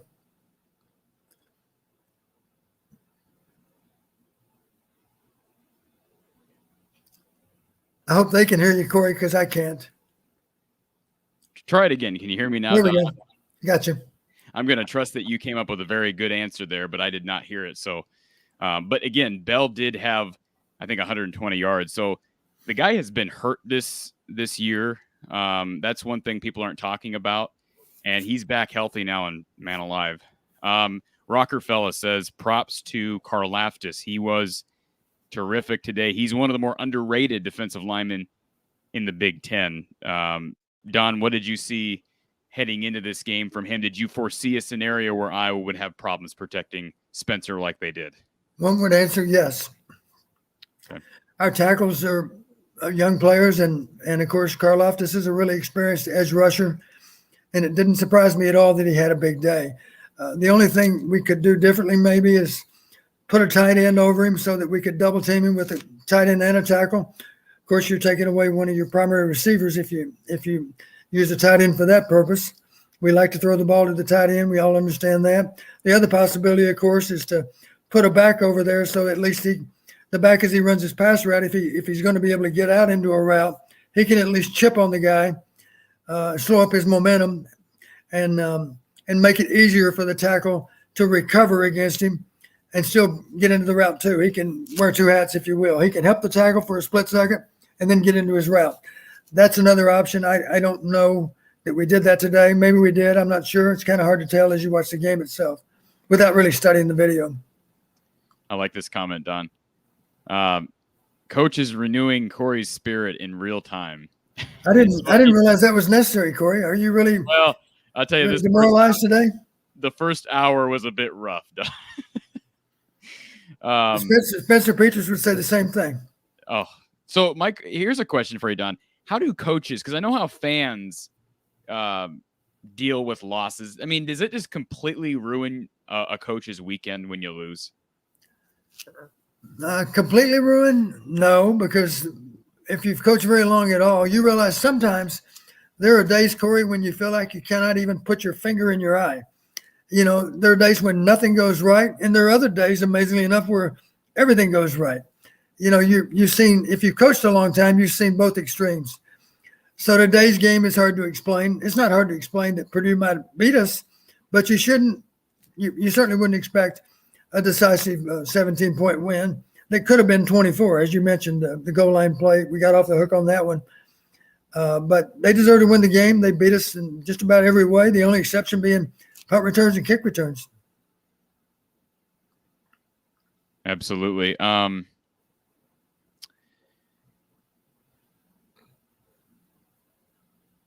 Trying to pick my my comments here wisely. Steve says, I have never second-guessed QB play, but what did we have to lose in getting Padilla a chance today? I'll tell you what. I agree with that comment for the last drive. Don, I haven't addressed this yet until now, but I'm glad Steve brought it up. Why is Spencer in the game? Why are our starters in the game when it's 24-7 and there's like a minute to go? Wouldn't that be a good time to get your backup some time? Short answer, yes, absolutely. I actually, on that particular point in the game, I was actually looking. We had 10 guys on the field already, and I looked for the 11th guy. That was the quarterback, and I was hoping to see Padilla standing next to Brian. It wasn't. It was still Spencer. I knew at that moment Spencer's back in the game, honestly. And, of course, what Brian's hoping for is if we can score one more touchdown, if we can cut it to a 10-point loss, that certainly makes us feel better. It doesn't take the sting out because even the people that are voting would be aware because the game's seen on so many levels. They would know, well, it was really a 17-point game. Iowa scored, with less than a minute on the clock. So as you say, would there be anything wrong with getting Padilla in there and getting some reps? First off, would it be hard to imagine that we might ask him to throw the ball every snap? We're trying to score with a little bit of time left. It would have been a great chance to find out how Padilla might, even though the game's not on the line, at least he's feeling the pressure of them knowing he's got to throw the ball. We're not likely to just run the ball and go home at that point. We're trying to get another touchdown. So I would love to have seen him in that situation. I do understand that the coaches decided, we need to try to gain some momentum into the off week. And if we can score here at the end of the game and cut it to a 10-point loss, that certainly sounds better than 17. Don, does Iowa win this game if David Bell doesn't play? If David Bell did not play? Yes. Good question. I suspect we'd still lose. And I say that just because Purdue's got other good receivers. Yeah. He had a lot of the yardage. He had half the yardage pretty much. But the truth of it is, if you eliminate David Bell's receiving yardage, they still outgained us. I believe. I think they outgained us more than 2-1. Do you have the stats there handy? Yeah, so total yards for Iowa, 30. Excuse me, I'm looking at the wrong. Hold on just a second. Total yards for Iowa in this game, 271 and 426 for Purdue. So, and I can pop this up here if we want. 271 total yards for Iowa, and David Bell had 240 yards. And with all due respect, we got a lot of those yards at the end of the game too. 15 total yards, Don, for Iowa's offense until I think that second to last drive where they started to move the ball a little bit. 15. You're talking about second half offense? Second half, excuse me. 15. Yeah, and you were struggling. And again, it's not all on the offense. The defense has to help out. They got to get off the field. Yeah. And of course, Purdue makes it difficult for them to achieve their goals because they execute very well, even in long yardage. Kind comment here from Charles. Sure you appreciate that, Don. Question. Go ahead, Don. I was just going to mention, I appreciate what Charles says, but just to ease everybody's mind, this cancer is not malignant. I'm going to be fine. I'm planning to live a long time. I'll have a couple of scars on my arms, but that's simply because I got to coach college football for 37 years and probably spent more than just a little too much time in the sun. Proud scars, right, Don? That's true. Okay, Spaghetti Factory says, why doesn't Iowa try more screens to Laporta? He's athletic, hard to tackle. It'd be an easy way to get Laporta easy touches. I will say they seem to run a lot of screens for guys like Fant and Hawkinson. Why not get Laporta more involved in that type of action? That's a very good question, and Spaghetti Factory is right. You might recall we've run maybe 2 or 3 screens to Laporta. It's been effective because typically he makes the first guy miss. He doesn't make him miss necessarily, but the first guy does not get him on the ground. I'll say it that way. He's not going to juke anybody out of their shoes, but what he will do, he'll still put his foot in the ground and change direction, and you'll get a hand on him, but it's an arm tackle, and an arm tackle is not going to get him on the ground. So I agree. We need to make a better effort to get the ball to Laporta. He was our leading receiver, as I recall. But there are other simpler ways to get in the ball, and the most obvious is something as simple as a screen. Appreciate this comment from Michael. He says he enjoys our content on YouTube, and Coach Patterson, you're the best. So appreciate that positivity on a day where, man, it is a hard day to stay positive.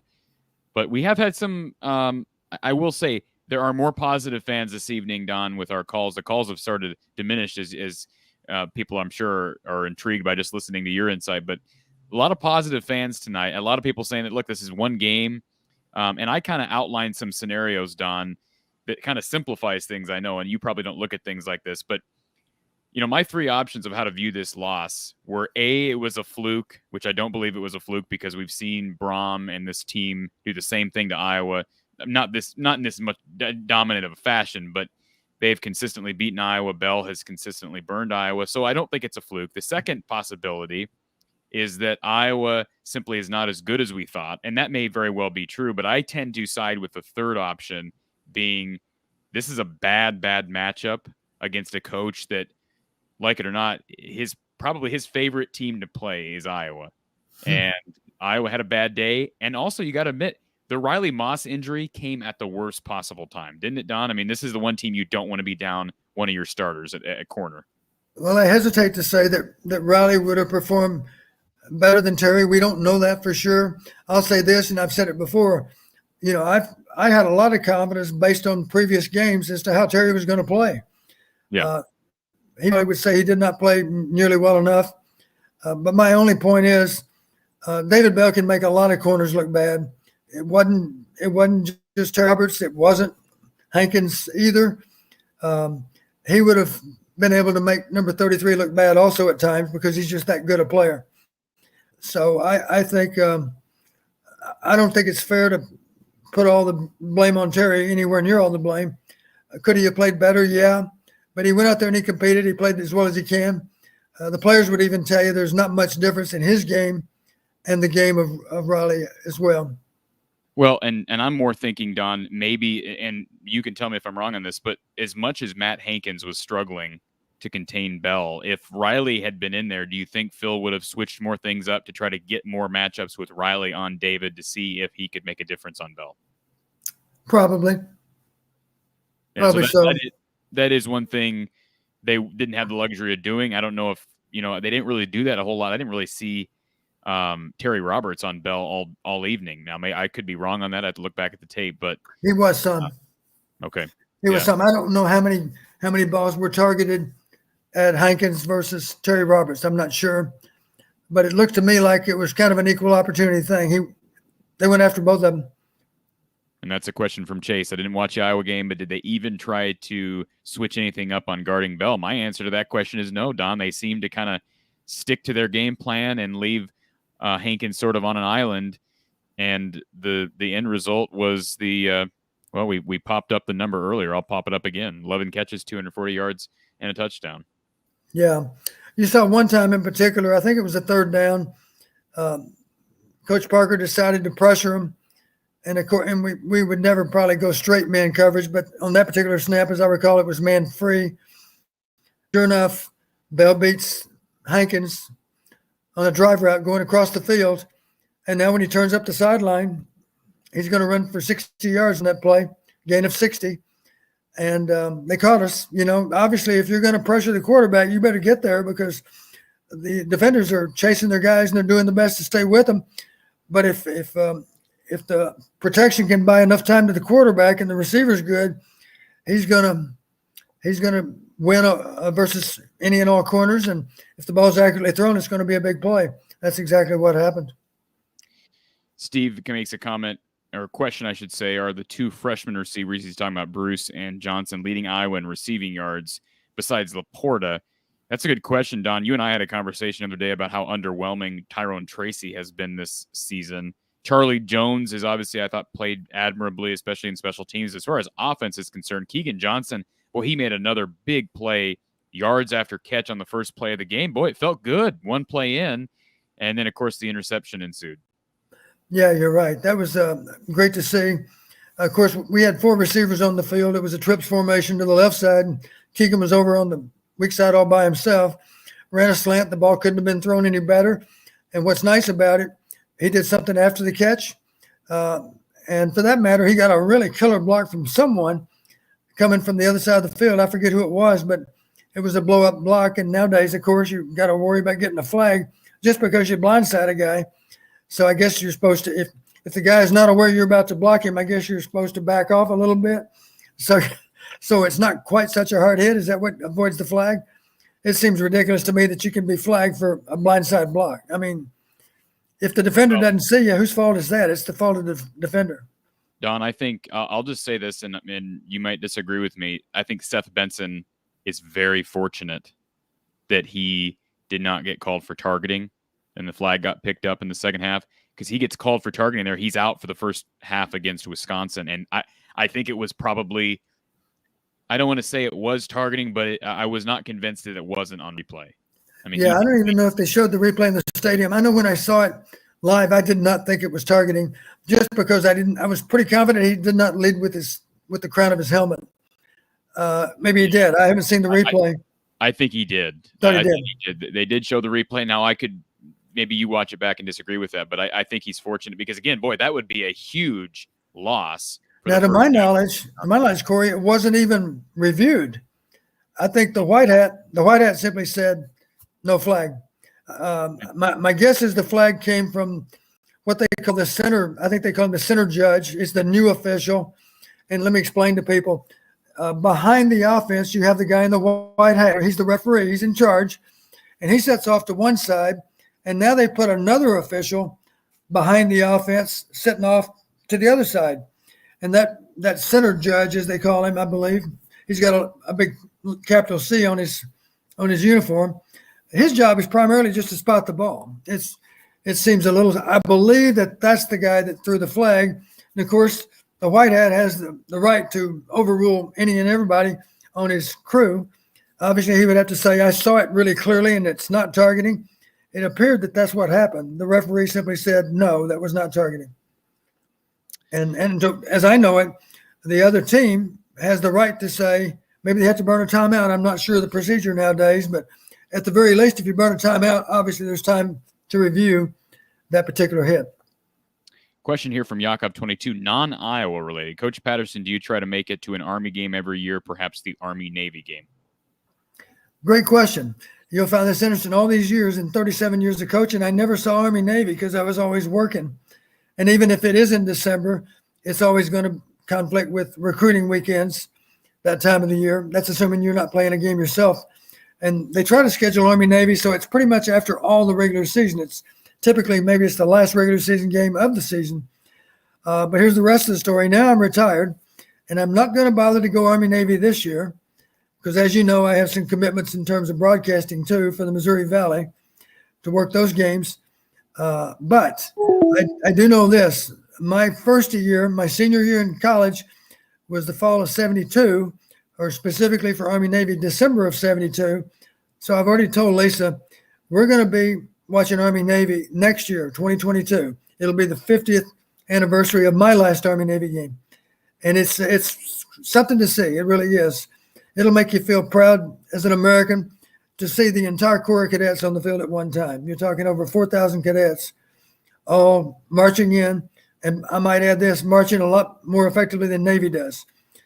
Navy doesn't march with the same precision as Army. That's not surprised because we've always been better with drill and ceremony than the Naval Academy anyway. They do okay. And right now, Army's playing better football than Navy too. So I'd like to think Army's going to get another win this year. I have not seen an Army-Navy game now in 48 years, I should say.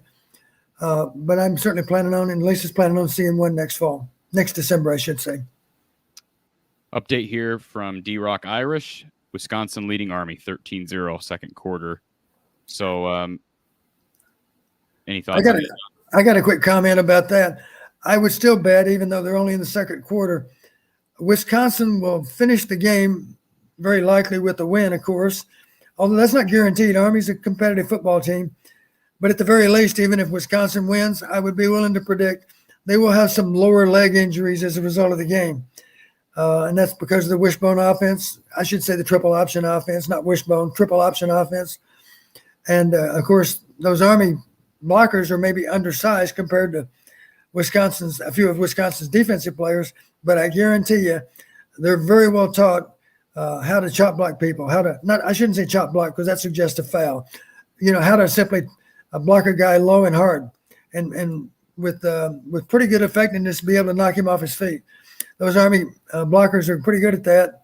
So I would imagine by the end of the game, there'll be some lower leg problems on the part of Wisconsin's defense. All right, Don. Let's kind of turn the table at least a bit here. Iowa, of course, now moving to a bye week and a situation where you do have to flush this. Obviously, as you mentioned, there's going to be some dissecting of the tape that needs to be done. What is your outlook here? I know there's a gap here because we do have a bye week before the Wisconsin game. How confident are you with this team heading to Madison, given what we saw this evening? Well, I think it's safe to say some players have had their confidence shaken.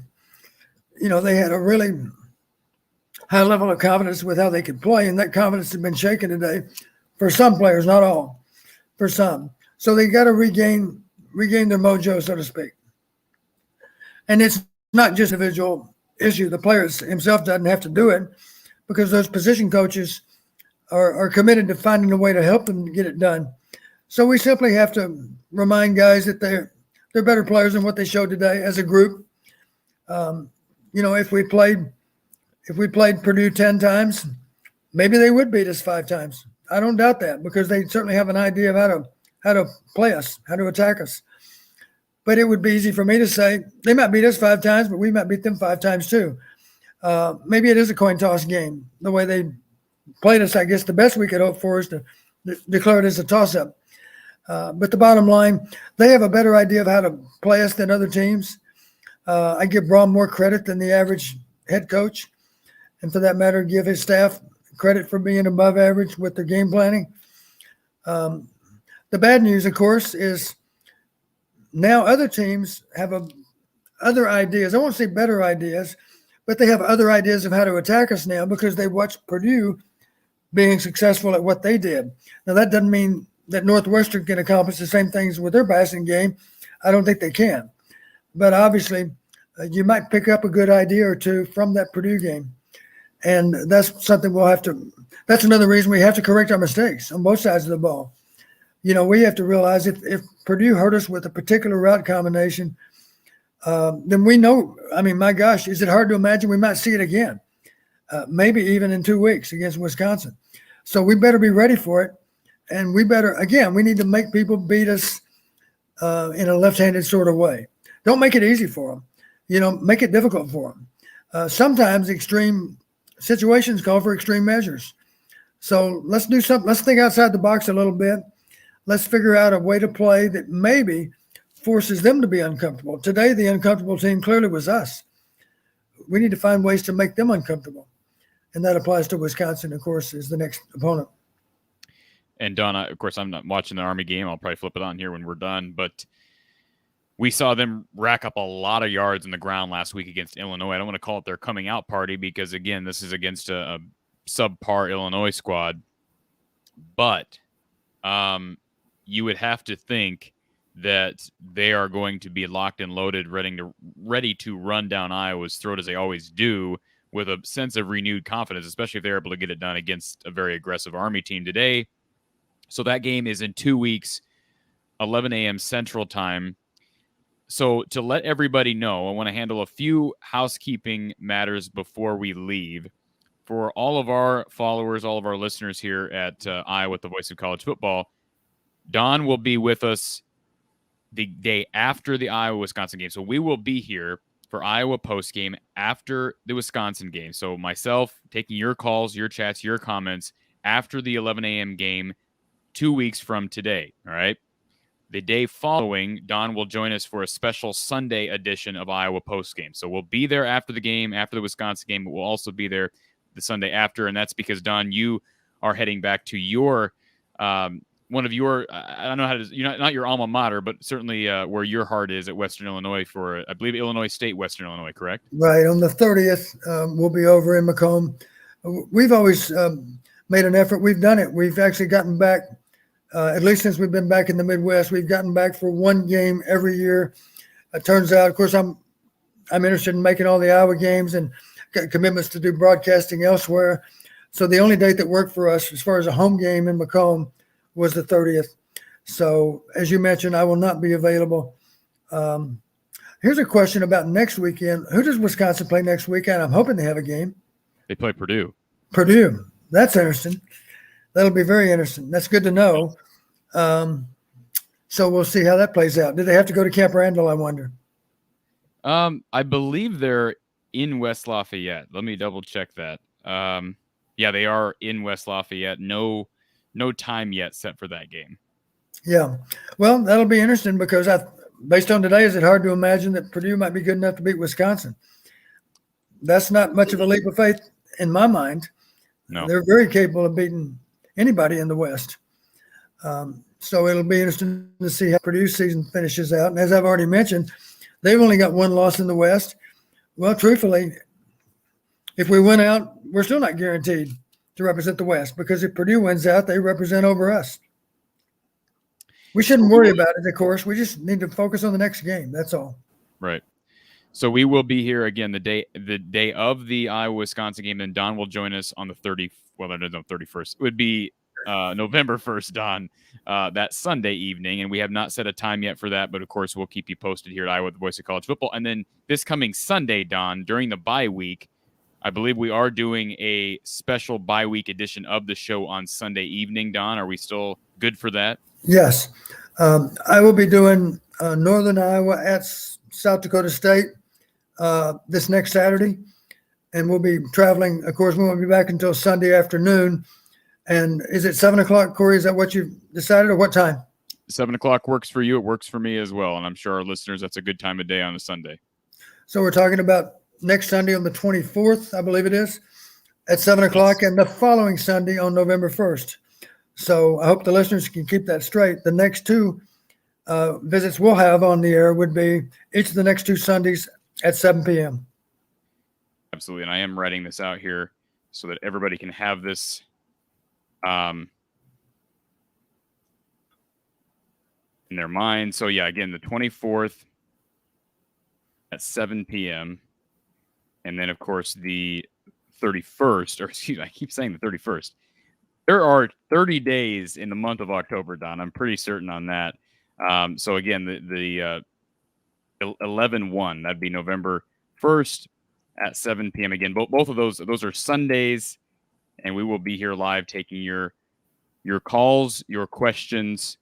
So I'll pop that up here so everybody can see it. Again, we'll be here the 24th at 7 p.m. Sunday, and then on 11/1, November 1st, a Sunday at 7 p.m. as well. But, of course, we'll be here after the Wisconsin game for Iowa postgame. Couple other things before we leave. Wanted to toss this out here for everybody. I did mention this during our live show with Mark Rogers earlier this week. If you're enjoying our show, if you're enjoying Iowa postgame at the Voice of College Football, and, of course, our live shows that we do throughout the week and any other coverage, really, that we put together, want to get a feeler for interest in an Iowa basketball live postgame this coming season. So, of course, the Iowa basketball season starts in less than a month. Don will not be our analyst for that, but we certainly would like to gauge the interest in having an Iowa post-game show. Of course, it will not be on this channel because it's a football channel. It would be over on our channel, From the Hawkeye of the Storm, From the Hawkeye of the Storm on YouTube. But if you are interested in a live basketball post-game show for Iowa Hoops, please let us know. Comment on a video. Let us know in the live chat. You can also contact us through our website, storycounty.news/Hawkeye of the Storm. But wanted to put that out there as well. Also wanted to put a plug in real quickly. I don't promote enough, so I want to make sure I do this. There are live shows. We do Iowa live shows starting this Tuesday, actually, 4:30 p.m. Myself, Mark Rogers. We will be there to break down everything Iowa, including this game and the bye week ahead. So each Tuesday, have it locked right here to Iowa football, the Voice of College Football, 4:30 p.m. Central Time for a live edition of our show. And, of course, if you're interested in donating to the Voice of College Football, you can go to the comment section below. Please make a note that it's for the Iowa channel to help us continue to do what we're doing. And, of course, you see in the bottom of the screen there, you can listen to our podcast through Spotify, Apple, Google, and more. That's From the Hawkeye of the Storm. From the Hawkeye of the Storm. Don, I feel like I just put together a series of ads there. I apologize for that. Anything else you want to add about this game, where Iowa fans' heads should be heading into a bye week? I mean, it's not the way you want to enter a bye week, Don, but certainly a good time for it. Anything else you want to add? Well, if Coach Fry were here, he would remind everybody. He said, right now you might wonder, but I'm here to tell you, the sun is still going to come up tomorrow morning. We're going to survive this. It's disappointing, that's for sure, but we're not going to let it define who we are. It's really important when you have a disappointing loss that you make sure it only counts as one. So we do have to put it behind us, but only after we've learned from it. And at that point, we will flush it from our system and we'll put our focus on Wisconsin, because that's the next one that matters. And I guess I was wrong, Don. There are 31 days in October. I guess I didn't learn that as a as a school kid. There are 31 days in October. I still remember now. 30 days has September, April, June, and November, right? All right. That's sort of embarrassing. So let's update that. I appreciate Hawkeye Howard letting me know. All right. Here's the updated schedule: the 24th and the 31st, 7 p.m. Don, as always, appreciate the time this evening. I know it wasn't under the best circumstances, but it's 1 week. We'll move on and we'll live to see another day, and we'll enjoy talking to you next Sunday at 7 p.m. I look forward to it also, Cory. All right, for Don Patterson, I'm Cory Brada from the Hawkeye of the Storm and Iowa football at the Voice of College Football. We will talk to you soon.